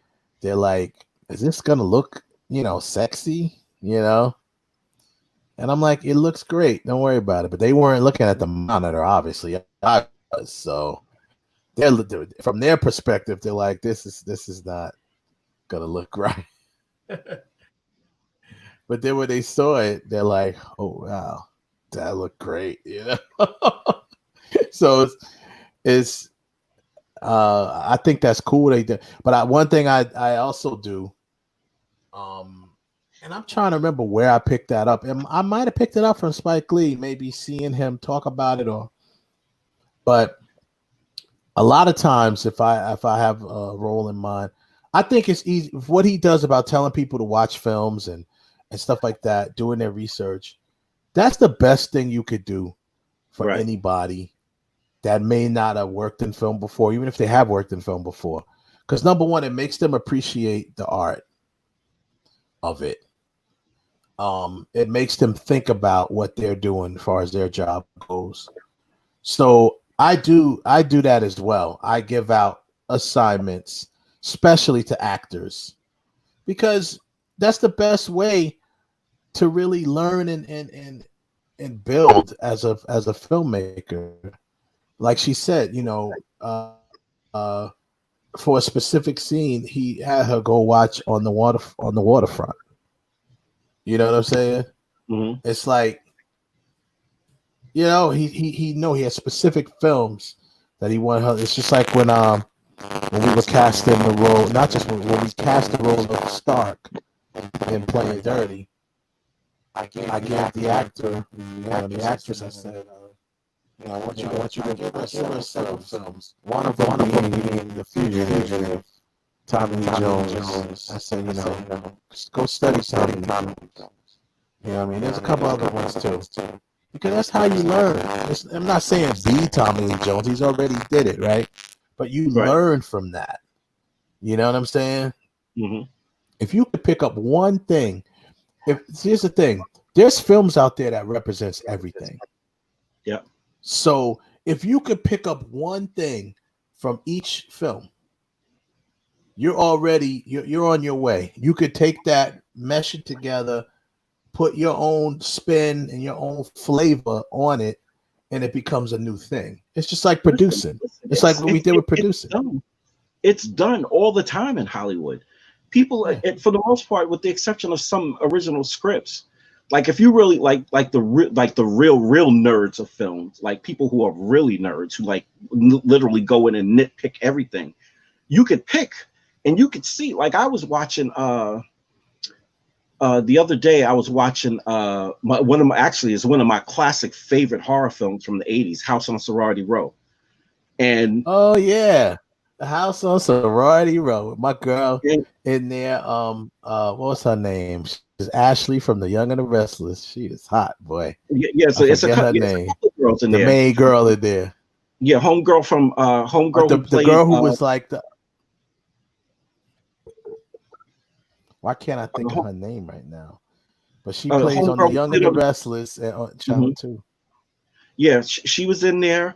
The girl who played in The Mentalist. Oh, actually, no, I'm sorry, that wasn't her. That was somebody else. It wasn't her actually. Who else was in that? Kelly, what's her name? Kelly something. Is that who you talk about, Kelly? Oh God, what's that girl's name? She was the lead. She was the lead. One of the lead actresses on there. Eileen Davison. Yeah, that's Eileen another. Davison is the one who I'm talking about. Okay. She's the one who was on the show. She's on the soap opera, The Young and the Restless. She was on there for years. Okay. I know that because I used to watch it. That's right. I used to watch soap operas. I used to watch that show with my mother. I was a mama's boy, so my mother watched The Young and the Restless. That's what I watched, right? Listen, So, I wasn't a grandma's boy, but whatever was on TV is what you watch. So we watch All My Children, General Hospital, The Edge of Night, and One Life to Live. From 1 o'clock to 4:30, that's what we watched until it's Channel 7 4:30 movie came on. The afternoon movie Eileen came. Davison, yeah. But I was saying that to say though, like I was watching that, and like I never knew that's where James Wan got. Like I don't know whether he was paying homage to that in that scene in Insidious 2 when they went into the further, and they would like have that scene where they would show the characters and the characters would be like this, and then they would go and then quickly switch to another thing and smile. They got that was first in House on Sorority Row. I saw that, and it kind of scared me when I saw it. I was like, whoa. I was like, that's where he got that from.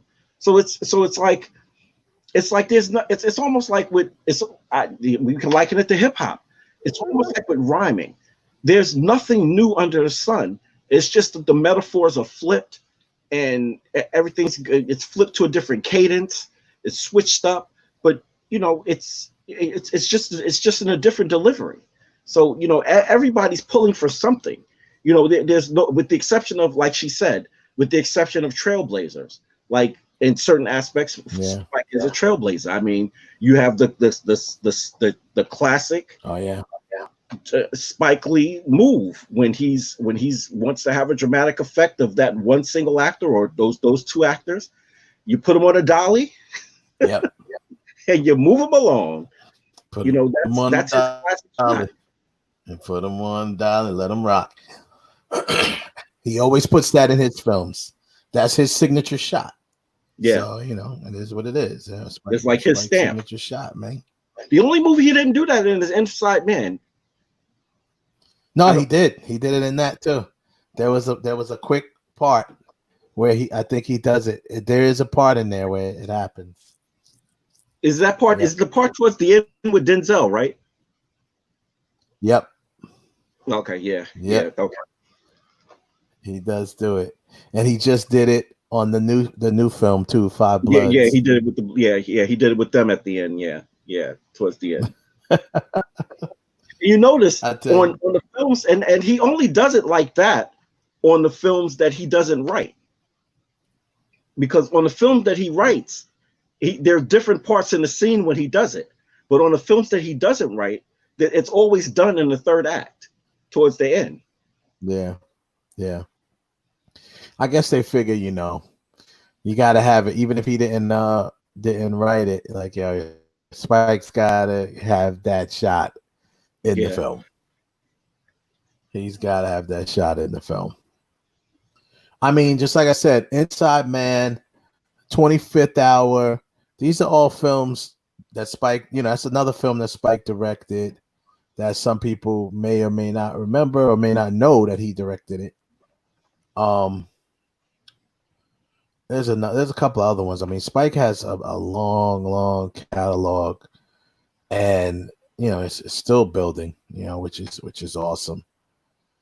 Like I said, man, he is the dude, man. And I believe that, and with Winsome kind of confirming, some driving home some of the factors that I was saying about how Spike is such an innovator in this business, not just from his film work, but how he pushed behind the scenes and in the business. There's a lot of stuff I didn't mention. She did mention John Singleton. We wouldn't have a John Singleton if we didn't have Spike Lee. I remember reading or watching, it might have been an interview that John Singleton said he met Spike younger and said, I want to be like you. I'm gonna be a filmmaker like you. You know what I mean? Spike inspired him. You know what I mean? So we may not even have had a John Singleton if we didn't have a Spike Lee. If it wasn't Spike Lee, we wouldn't have had Juice. Juice was Ernest Dickinson, who was Spike Lee's DP, director of photography and cinematographer for many films, many years. You know what I'm saying? And like she said, from Spike, you spawn all these different branches. He's the root. And the tree is his 40 acres and a mule is the tree that was grown. And from that tree is so many different branches. You got Winsome who's doing her thing now in that world. You got Ruth E. Carter who's doing her thing in the wardrobe and costume design world. Yeah, you know what I mean, Oscar winner. You know what I mean? But she, like, just like Winsome said, she, you know, her first big recognition, you know, working on Malcolm X. Was it Malcolm X? She said, right? I think. And for costume design, she got nominated for an Oscar for that. You know what I mean? So Ruthie Carter, you know, like I said, Winsome doing her thing. John Singleton, like I said, he's kind of like, these are people that kind of spawned from Spike. Some of the careers that he helped launch, definitely Samuel Jackson. Like I said, Samuel Jackson, from using him frequently, he didn't put Sam in his first film. So Halle Berry, we confirmed that with Winsome. Halle Berry's first feature film was Jungle Fever. Spike Lee put her in her first feature film, and she played a crackhead, Vivian, the crackhead. I think it was Vivian. I think that was her name. Like that. I know he was Gator, and the only reason why I remember that he was Gator, like I said, because that's my favorite film. And my first adult Halloween costume contest at a club, I went as Gator. As a crackhead. God, you went as Gator. Oh my goodness, you went as Gator. That was so much. That was so funny, man. It was so much fun. Did you do the crackhead dance? That's exactly what I did. When I walked on stage, that was the first thing I did was the crackhead dance. Oh my goodness! Come on, mama! Come on, mama! Oh my God! Yeah. Some of Spike movies I'm just kind of going through as we go down. You know, Crooklyn, Do the Right Thing. You see there. I mean, the scene, I tell you one thing, another thing Spike was good for with the dialogue and stuff, controversial things that he talked about. There's that scene in Do the Right Thing where it's like he zooms in, he like trucks in on every actor, right? And he's like, they're all like, there's this one scene where they're all just being real racist, just saying all types of racist stuff. You know, he zoomed in on him, you know, when he's playing Mookie, and he's like, yeah, you know, he's talking about Italians. He's zooming on the Italians who's talking about blacks. You zoom in on the Spanish dude who's talking about Asians. You zoom in on the Italian dude. I mean, like the white dude that's talking about Spanish people. I mean, it's Latinos. It's just, man. That scene, he has so many of those scenes where it's just so controversial. But you had to talk about it. You had to talk about it. And no one was doing that back then. Like I said, Mo Better Blues. Let's Do the Right Thing. There's Malcolm X. Nobody couldn't do it. You couldn't do it because you didn't have the quote unquote card to do it. See, he had the card, so he had immediate access. He had immediate permission to. And you know what's crazy about it too is even if he didn't have permission, he would have did it anyway. It's almost it's almost a thing of, well, I'm Yeah, gonna do even it, if you and I'll ask for you have the forgiveness. ball. Yeah, it's like Yeah, it's like a thing that I'll ask for forgiveness, you know, and it's better to ask for forgiveness than than to not do it at all.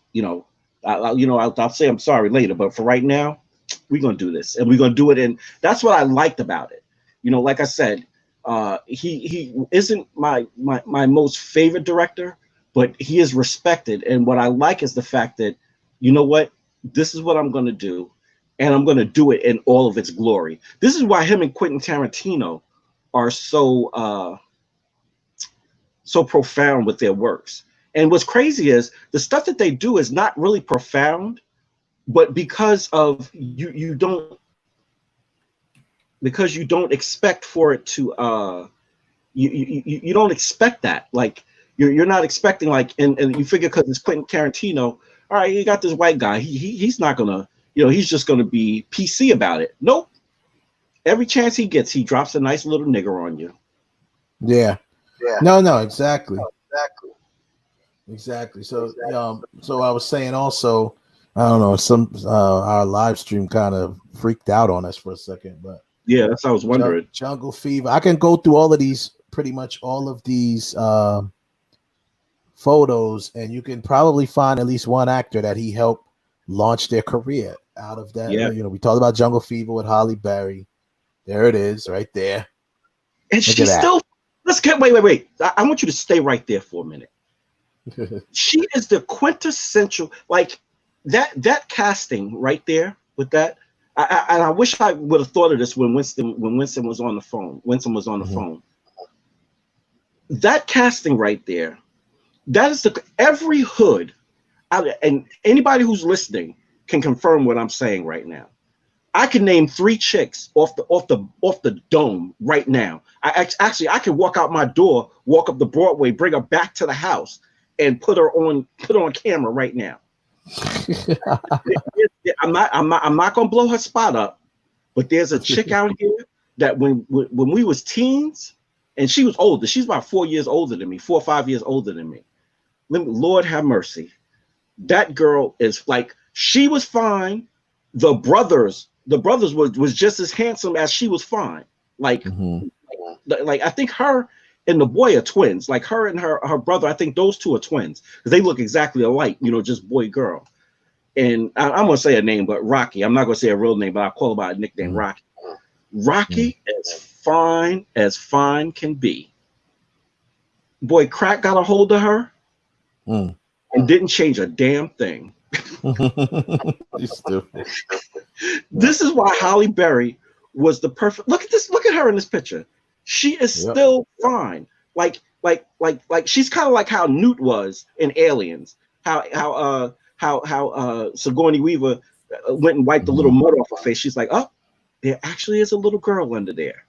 I made a clean spot. There's actually a little girl under there. Same thing with Halle. Look at she played that role so well. I believe that's one reason why she got so much burn from that. Yeah. 25th Hour. This was more like him directing it. A lot of people, it just says it says a Spike Lee joint on there. So usually I don't know how much he had to do with writing it and stuff. There's Crooklyn, another time that he worked with Delroy Lindo. Here's Mo Better. That's another, her right there. Cynthia Williams. She was so fine in that movie. Oh my God. Lord have mercy. Cynthia Williams. Clark. Hands off. Just like Halle Berry. Hands off. I'm calling it. You got Rosario Dawson. You don't get nobody for the next 10 years. Yeah. Someone in the chat room said that Holly admitted that she didn't take a bath nor brushed her teeth for a month because she wanted to get into character. She said, and they're absolutely 100% right. She said when she did that role, she went into places that she never thought she would go into. And I wonder how much we should have asked Winsome this. I wonder how much Spike had to do with that preparation. Because not that he would say send you into into no man's land, into danger. But he's the type that would encourage her to do the research and really get down and dirty with it. Well, I believe I almost want to say that he probably did, because the way she described how she went about to becoming that part, she said, because she's like, she barely even knew what a crackhead was. She was like I had to. She's like, I had to. She basically immersed herself in like probably short of smoking pipe. She immersed herself into that character. And on a side note, if Winston is still listening, I think the name of that movie you was talking about was Gridlock with Tupac. Oh, Gridlock, yeah, Gridlocked. That's the one with Tupac that she needs to win some. You gotta go check that out. He was actually impressive in that because he stretched his range on that one. I mean? He wasn't like no thug, and he wasn't a thug at all in that film. They were drug addicts. Yeah, they were heroin addicts, but they were musicians. Very good film. And that's why I love it. That's why I love when we had Winsome on, and she was able to see. She's someone who saw Pac from his developing from his first films, like Juice, and Juice was, like she said, that was that venture that they all took together. That was Ernest, but they all, not all of them, but from the crew standpoint, they all came under that Spike Lee umbrella. Ernest Dickerson, who, like I said, Ernest Dickerson is a big, Spike Lee cinematographer for all those years. That was his first film that he ever directed, was Juice. Juice, Winsome, that was her first film that she was the casting director of. Tupac. So it was good. It was justice that it was only right that she would do the Tupac film because she knew Pac. Right. And she knew how he acted, how he was as an actor. So I'm sure, that helped out Demetrius, Yeah. And this is why I say this is why on the rap side of things, this is why I say and Heaven Clark, I hope you are listening, and I'm ready for you if you come for me this time. This is why I say, who are we talking about? Are we talking about Tupac or are we talking about Bishop? Because in my opinion, he took that Bishop role and skyrocketed it. He rode that wave of Bishop until he died. God bless the dead. But you know what's funny? There's an interview out there on YouTube you can watch where he talks about the role. But how he took the role, the seriousness that he took behind the role, and bringing it together, you find out, and even though they're laughing and joking through that whole interview, but there's one point in there where he kind of brings out what Bishop is, the way all of this type of aggression and stuff and the fact that he brought out what he thought the character was, and why he was acting the way he was. And they made it right. They made some points too back then. See, Ernest Dickerson wanted to do what Spike was doing things that people never seen before on camera, right? And not per se just seeing it on the screen, behind the scenes. They shot that film in Harlem. They shot it in New York because it took place in New York. It's supposed to take place in Manhattan and Harlem and all of that. They had an opportunity to shoot it on a movie lot. They're like, no, we're going to shoot it in Harlem. And back then, a lot of people were not doing it like that. Nope, at all. They were taking films, and they were shooting films. They were shooting films in Hollywood on and set. especially shooting in the hood with so many variables, with so many outside variables. They stayed in the hood, and that's what it was. And I remember Pac was that dude. I remember Omar Epps said in an interview, he said Pac was that dude, like when you hung with him and you went to a different town, like if you traveled with him, he's the dude that got in town and the first thing he was looking for is the hood of that town. Because he's that dude, take me to the hood, take me where the hood is. So he wanted to be around his people. You know what I'm saying? No matter what town he got in, what state he got in, he came to town. He's like, yo, let's find the hood and go hang. You know what I mean? So because he understood the language of what came big in the 90s in rap. He understood it. Well, I should say in the mid to late 90s. He understood it early. Yeah. Like, and basically he kind of did take the hip hop game, because that's what in hip hop, that's what you did. Like, it got to a point, I should say, it got to so bad that it got to a point to where you couldn't even go into a town as a rapper without, quote unquote, checking in. This is why I know for a fact I wouldn't have made it as an MC. Somebody would have killed me. Do what? What? Check in where? My mouth? I know. I would have got bodied early. Y'all would have been at my funeral early. Yeah. Especially back then. My mouth was really reckless back then. So I know I would have got bodied. Check in? But you talk about cats already thought. Remember back in the day, cats already thought you was a big rapper. You look like Ghostface. Used to come in back in the day. You're like, I think Kev look like Ghostface. Ghostface killer. But yeah, man, no better blues. But that's the other one we talked about there with Mekhi Phifer. Another career he launched. Yeah. Mekhi Phifer got Winsome told the story right here. You heard it right here on Real Talk. He got discovered, which the story was out there, but she confirmed it. He got discovered at an open casting call. It was his very, very first film. And what does he do? What does Spike do? Like the brilliant genius he is, he puts him in the middle of two great actors. He made sure you got John Turturro right there and Harvey Keitel right there. He puts them in the middle of two experienced, seasoned actors because they knew that he could act. Because me and my brother, I know my brother. We used to make fun of Mekhi Phifer. We like, he can't act. He's like, oh yeah. Like, we used to always talk about, but he was like, he can't act. But he became a good actor. Yeah. Oh, he most definitely did. Yeah, but the fact of the matter is, he got his another career launched right there. Spike Lee. Yeah. Another one. I could tell you.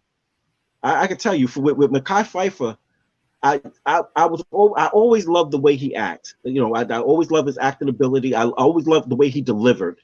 But when he was in whatchamacallit with Cameron and them, what's that?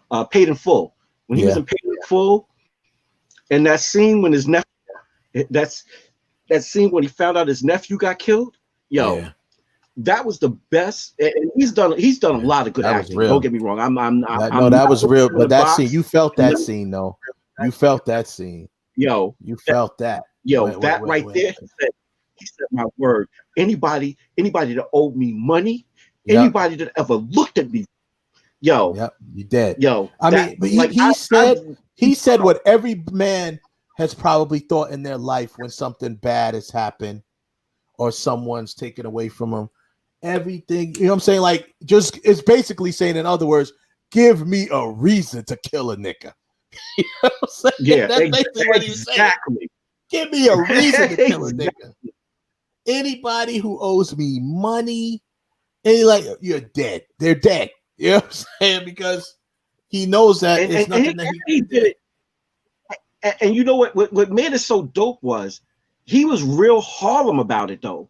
Like he put that. I hate to say, I don't hate to say it like this, but he really put that Harlem mafioso. He put that twang on it. Like he put that extra edge on it. Like it's like anybody that ever looked at me wrong. Just great acting. Just great. Yeah, that was definitely his best work, and he really put a lot into that. Like I said, even when you talk about he got game.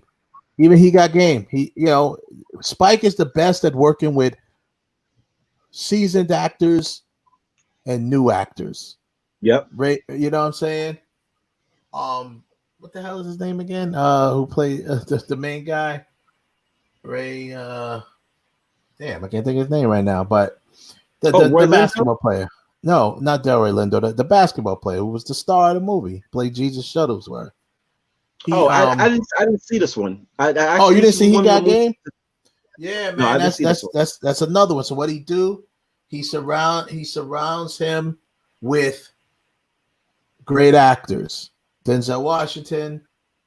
There's other actors in there. I think he always had John Turturro in there. Yeah. So, dude, again, launches another career, in acting. I mean, it's crazy, man. Like I said, Cynthia Williams, that was she went on to do some more films. Her career didn't blow up. I don't know why, because she is fine as hell. Yeah. Ray Allen, thank you, Heaven Hollywood. Ray Allen. That's what Ray Allen, the basketball player, starred in He Got Game. Oh, okay. And Ray Allen also, I mean, it's his first time ever trying to act. But if you're gonna be the first time actor, that's who you need to be with, Spike Lee. Spike Lee.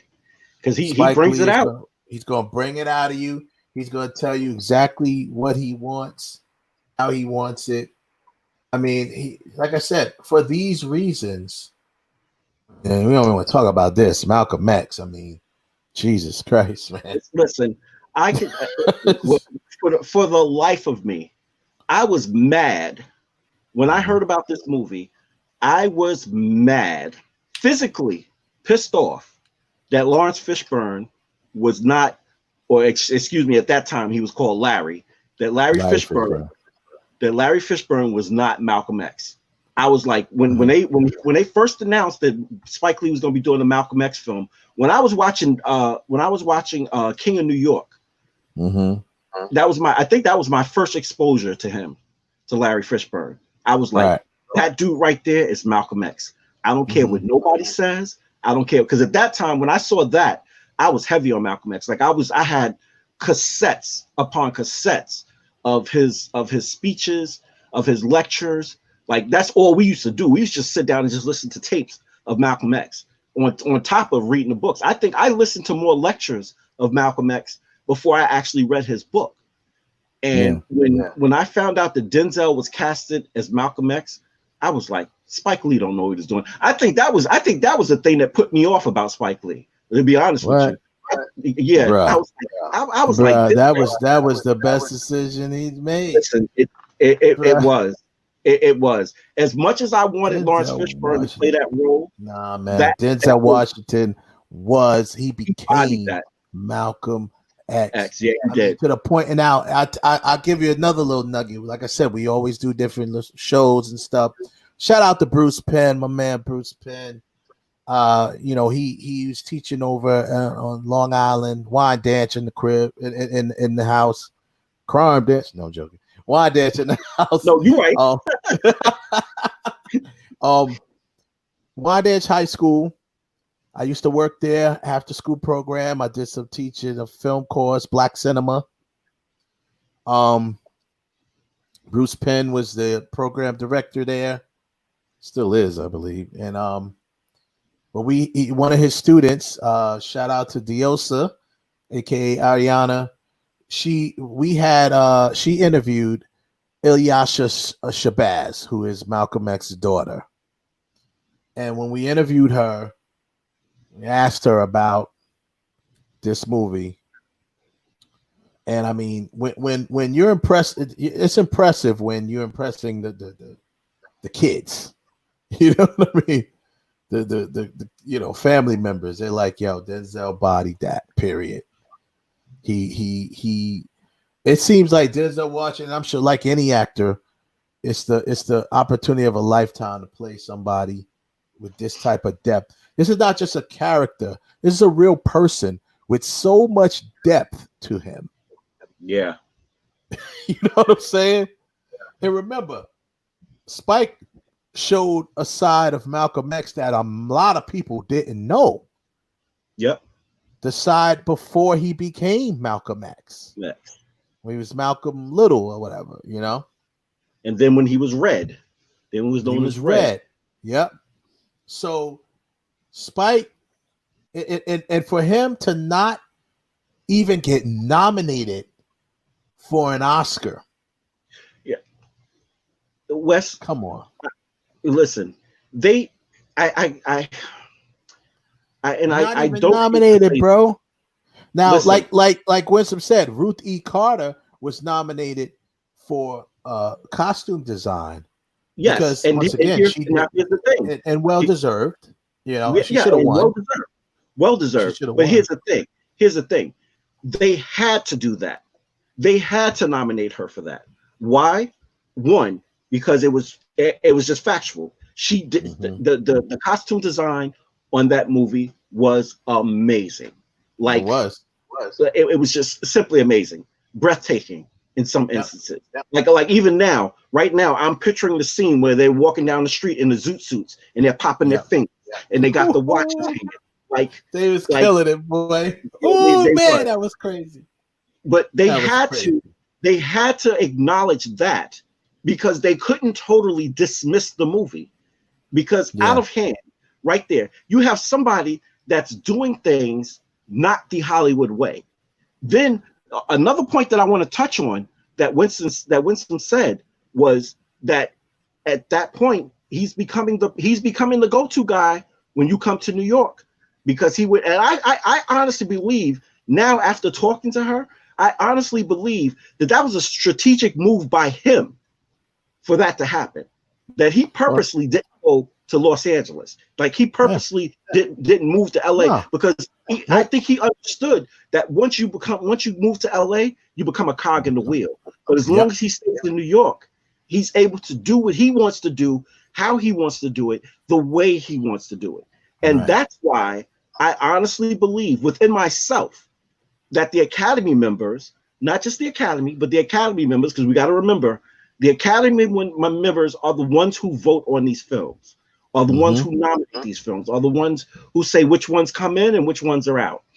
Yeah. And I honestly believe they looked at Malcolm X and was like, you know what? How dare he? How dare he not come here and get the cosign from us first before he did this masterful piece of work?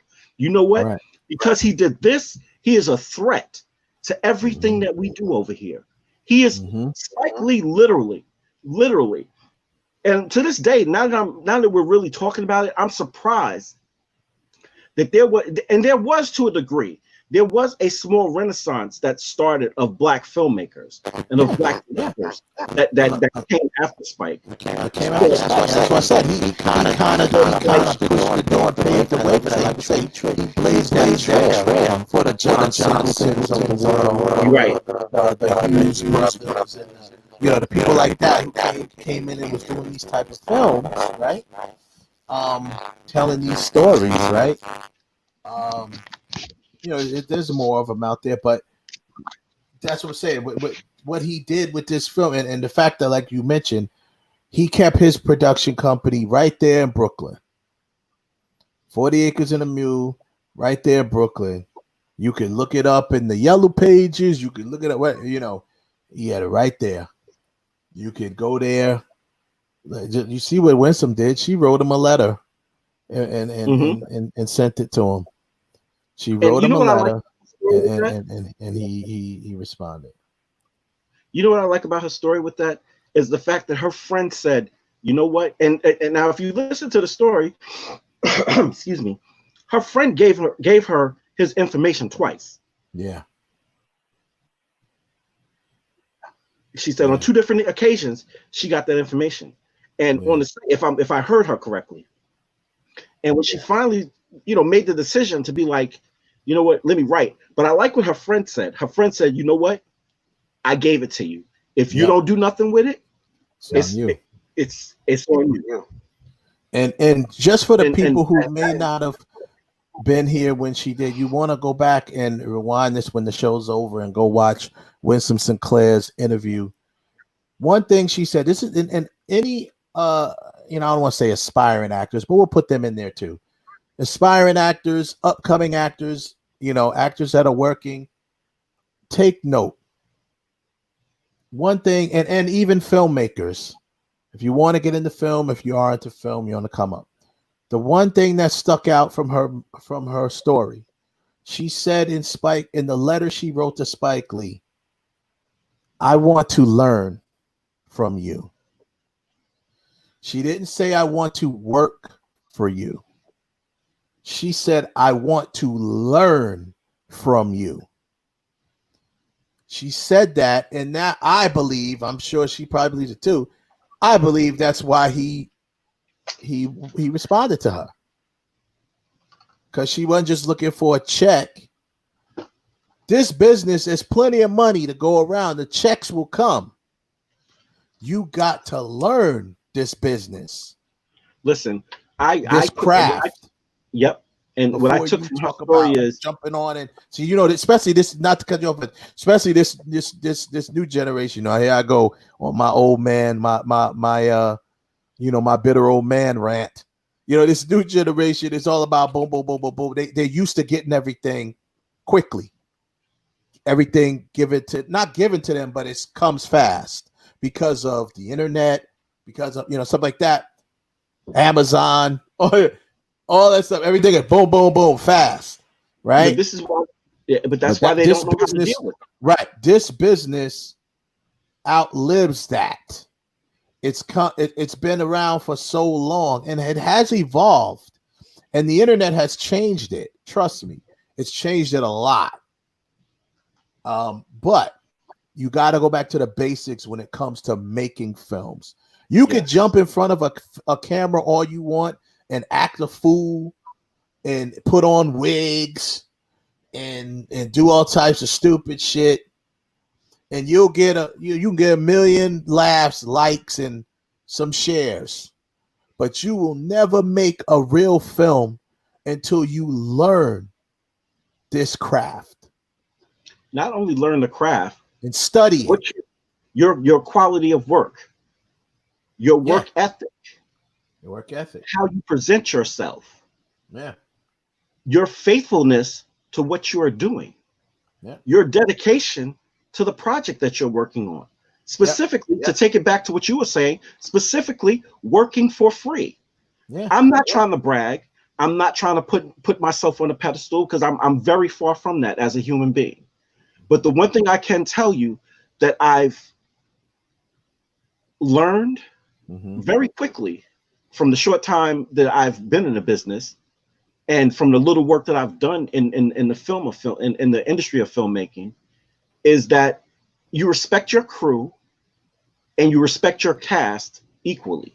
You respect the lowest man on the totem pole as much as you respect the highest man on the totem pole. I have worked on sets to where I haven't gotten paid because I'd rather see somebody else get paid, and I'll figure it out later. Yeah, well, I mean, that's what she's saying. And I just want to add, I want to add to what you say. It's not correcting at all, but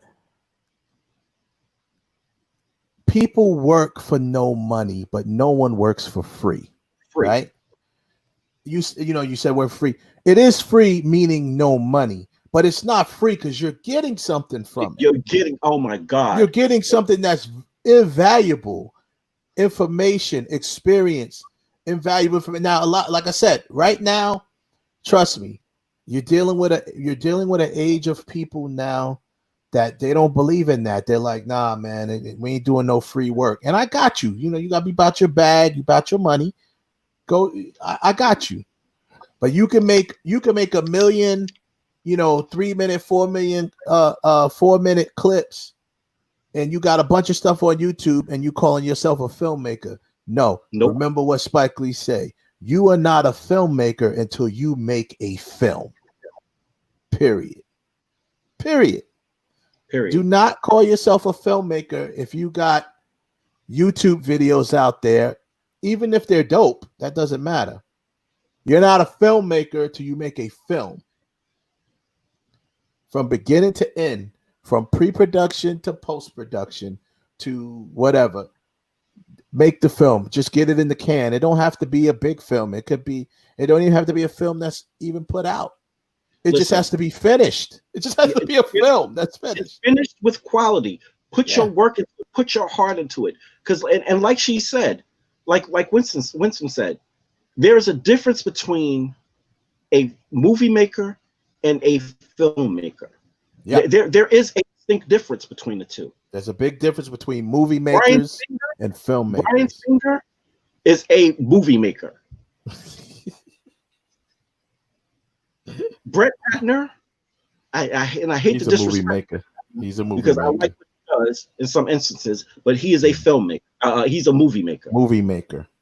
Even Michael Bay is a movie maker.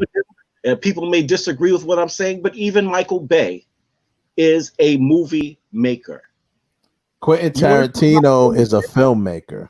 Yes, the Russo Tarantino is a filmmaker. Russo brothers are filmmakers.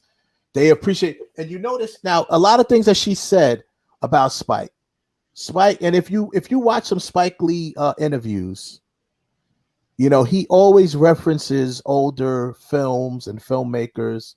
Like she said, On the Waterfront.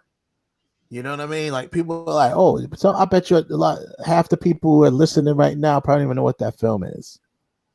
You know what I'm saying? Look it up, Google it. Google's your friend, and check it out. You know, same thing I said. I remember I was working on a film, and it was a specific way I wanted something done. And I don't remember who I was talking to about it. It might have been Ron Rogel or somebody. I forgot who it was. But I was telling them, go watch 12 Angry Men. You know what I'm saying? I was like, the original. They did like a remake or whatever, which wasn't terrible, but watch the original. Is always the best. Original's in black and white, starring Henry Fonda. You know, I was like, you really want, like, I want that type of calmness to a person, you know, stuff like that, or anger. It's nothing wrong with referring people to films. Quentin Tarantino is like a freaking film library. He's a movie Rolodex. He's a movie Rolodex, yo. But you got to remember, way before they remade it with Denzel and John Travolta, when Quentin Tarantino's first film, Reservoir Dogs, they all went by they didn't do their names, Mr. Brown, Mr. Blue, Mr. Blonde, and you know, right, Mr. Pink. Why I gotta be Mr. Pink? You're Mr. Pink, you son of a bitch, you know. That's it, right? But he took that from Taking of Pelham 1, 2, 3. That's what he took that from. The original, The Taking of Pelham 1, 2, 3. The original film. Those dudes didn't want to disclose the names, and they used colors instead for the names. So same deal. Obviously, they later remade it. Denzel Washington, John Travolta. It wasn't bad. It wasn't a bad film. You know, but like I said, Tarantino does the same thing. You have to respect the craft. I always feel you have to respect the craft. And that's probably what makes me the bitter old man that I am now. Because you got so many people that are doing it that don't respect the craft. And never don't respect the craft, and they don't know the history. It's just like we talked about yesterday with Jay. Respecting the source material. You have to respect what came before you. You have to understand what came before you. It's the reason, it's not to go off on a tangent, but it's kind of the reason why we have the racial inequality and why we have the issues that we have today, is because of the burying of history, the miseducation of our history, of the total American history, is why we can't get over the hump of racism, because nobody is taking the time to understand, to recognize, and to acknowledge what the past was. In filmmaking, you look at the greatest film directors that you want to. Look at pick one, and I guarantee you, pick an interview that they had. What's the first thing that they do when they're talking? You present a question to them. What's the first thing they do? They reference past films. They reference other films. They go into the catalog and the history of films that were made, and of filmmakings. They know their directors, they know their DPs, they know their costume designers. That's the one thing. As much as I love film, the one thing I'm bad on is names, except for when it comes to actors and stuff like that. Unless it's a movie that really like over the top impressed me, then I want to know everything. I want to know who drew who's the person that did who did the credits. I want to know everything. You know what I'm saying? Well, I mean, filmmaking is one craft that really, to me, you never be great at it unless you are a student of it in some way. You know what I'm saying? Like you have to be. You'll never be great at it unless you studied it in some way. You could be a great storyteller, as far as like coming up with good stories and writing good stories, but you'll never be a great filmmaker if you don't study great filmmakers. I mean, that's okay. You can't even be a great storyteller. You can't even be a great writer unless you understand the written word, unless you understand what came before you. How could you listen? Kevin Feige is the epitome of what we are talking about. Yeah. He was on the set of X-Men. Use the source material. Just go. If you don't understand something, go to the comics. What did they do? Mm-hmm.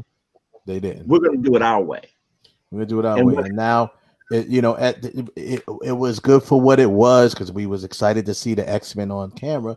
But now in hindsight, when you look back at it, most of the people, he catches all the criticism because he deserves it, because he didn't respect the source material whatsoever. So he didn't respect being on set, let alone the source stuff.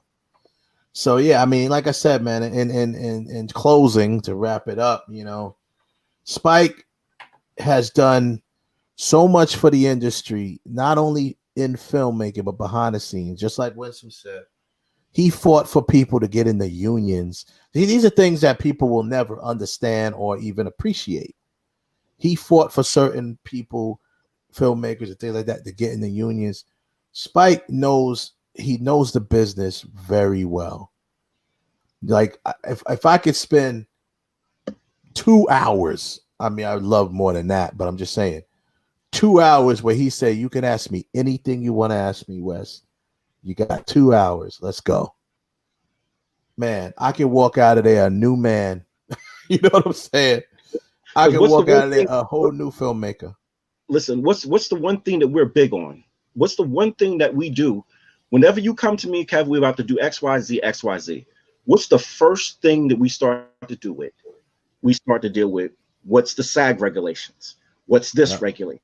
What's that? What's this? All the research. We do all the research. We actually start tackling the business side first.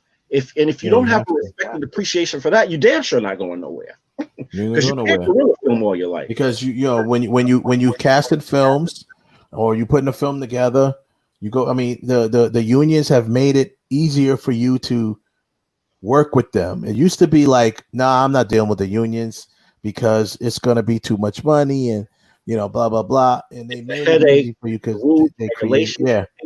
they created SAG Indie, so you can do that stuff now. So you go in and you work with them. You work with the screen, SAG, AFTRA, and you gotta go through. That's a whole nother thing. There's all other types of unions that's involved in the big filmmaking.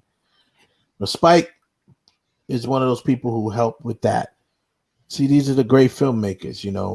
Like we said, he launched the careers, but all of these things put into one ball, leads to our topic today. Why it was called, he's the industry's most underappreciated director. I think Winsome agreed with us on that. He just is. You know what I mean? He's underappreciated altogether. Just for him doing his lectures, he going to colleges and lecture there and as a professor and teaching about film, going to NYU and teaching, going back to where he graduated, teaching film. It's just ridiculous, dude. It's like this dude is such. I'm telling you, you get a chance.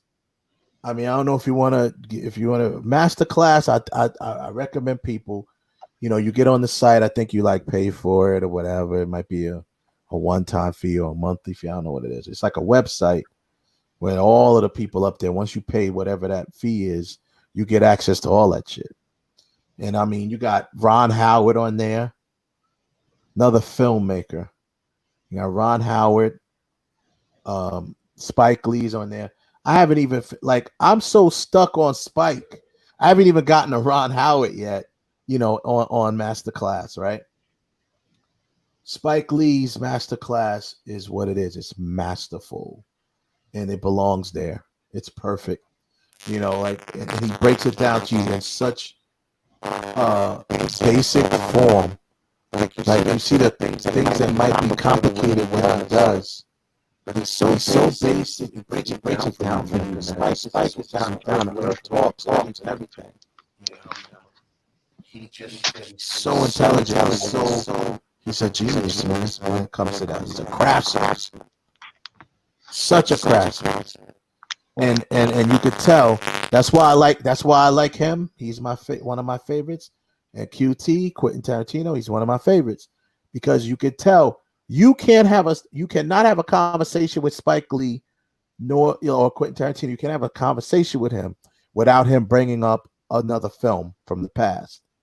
And not his film, someone else's film that he's watched in the past. Perfect. Couple of nuggets, you guys check out Spike Lee on, you go on YouTube. I think it was called Directors or something like that. It's like Directors Roundtable. It's like this little thing that they do where they have four directors at the same time. They usually do it around Oscar season a lot of the times. That's usually when they make them, but it's on YouTube. Spike's on one of those. Like I said, you go if you could catch Masterclass, check out his Masterclass. He breaks down his films. And there's a bunch of actors and actresses that have master classes as well. Natalie Portman has a master's class. Yeah. Strong Island represent. You know what I'm saying? Yeah. Natalie Portman from Strong Island. She she's got a master class on. There's a bunch of people on there. Oh, another good one is Shonda Rhimes. Oh my God. Shonda Rhimes breaks down how to pitch a TV series to television. Wow. And get it picked up. She tells you how she did it, and she tells you how you should do it. Some of the tips, casting and stuff like that, breaking down characters. So yeah, man. So that's pretty much that. We coming down to the end of the show. We want to thank Winsome Sinclair, who was gracious enough to come on and spend some valuable time with us. Tell us stories of how she met Spike and how she worked with. I mean, it's so beautiful that she's once, and that's why I say I have my little brat pack of actors that me and my brother, we work with all the time. Shout out to Ron Rogel. Shout out to Rayon Lawrence. Shout out. I need a napkin. Yeah, right. Shout out to who else is somebody we work with a lot? Brian Pearson, Rob Riley. These are people that we've worked with more than one project. And, for the most part, they've been reliable. And who else? We got others. There's so many of them now. They're growing. Shout out to Nicole Renee. She first time working with us is on Playing Dirty, but she's becoming part of the Brat Pack now. She's working with us. She's going to be on our new project Groupie. She's working How I Became Wifey, the new Kiki Swinson project. So, and she's in the insect series that we're doing with my boy Trouble. Yeah, right. So we she's some of the new part of the new Brat Pack. What'd you say? You broke up. I said, I'm you, girl. Oh, okay. I'm coming for you. Coming for you, girl. Yeah. So big up to all of the Brat Packers out there. That's part of our little Brat Pack of actors. We appreciate you. We love you. We'll be, getting back to work. Hope all of y'all staying safe, staying healthy. We're gonna be getting back to work, calling y'all, because we do, man. But having those people, that's how Spike did. He's loyal to his actors, and not only his actors, to his crew. With Ernest Dickerson, until Ernest Dickerson broke off and did his own thing. See, that's a real mentor. A real mentor is someone that teaches you to fish. He doesn't just feed you fish. He teaches you how to fish so you can feed yourself. You see what I'm saying? That's the difference. You could feed a man fish all day long. But what the truly appreciative, to truly appreciate and be a mentor, you need to teach him how to fish. So that's Spike. So he's got my vote on Mount Rushmore. So there you go. Whew. That's it, man. I want to shout out that. That's what we forgot to ask when. Oh, where she put Rushmore? Mount Rushmore. That's what we forgot to ask. Rushmore. Yeah. Of directors. Yeah, that's true. We should have got her Mount Rushmore. It's not even a question of black directors. He's number one, in my opinion. But if we do Mount Rushmore black directors, you gotta put Spike, of course. Some may put John Singleton. I actually would put I put Antoine Fuqua. I really like him because I think he's just that director that he's not considered a black director. I mean, he is. Because if you didn't, I was about to come. I mean, Fuqua does stuff that's not just black-based stuff. You know what I mean? He could step out. I mean, so Spike can do it too. He's proved that with Inside Man, 25th Hour, Summer of Sam. He's proved that. You know what I'm saying? That he doesn't just do black films. But I say Spike. Obviously, Spike. If you want to put John and you want to put Antoine, that's 3. It's only 4 on Mount Rushmore. So who's 4? I don't know. I still got to think about that. Personally, he's a great creator, but I wouldn't put him on Mount Rushmore. I'm talking about Tyler Perry. He's a great creator. He's a great, especially of black content. But his stuff is very themed, and I have, his stuff is kind of like themed. I wouldn't put him on Mount Rushmore. Not as a director.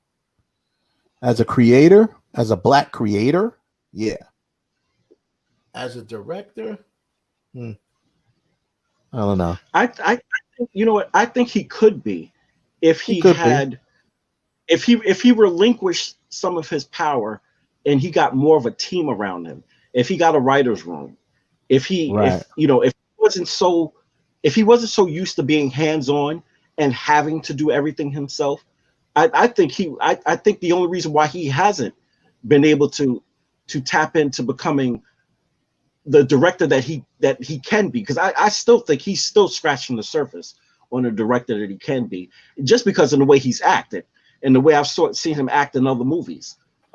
He's more than capable of bringing a lot more. Like he's shown what he's able to do when it comes to dramatic roles and things like that. Like he's able to do that.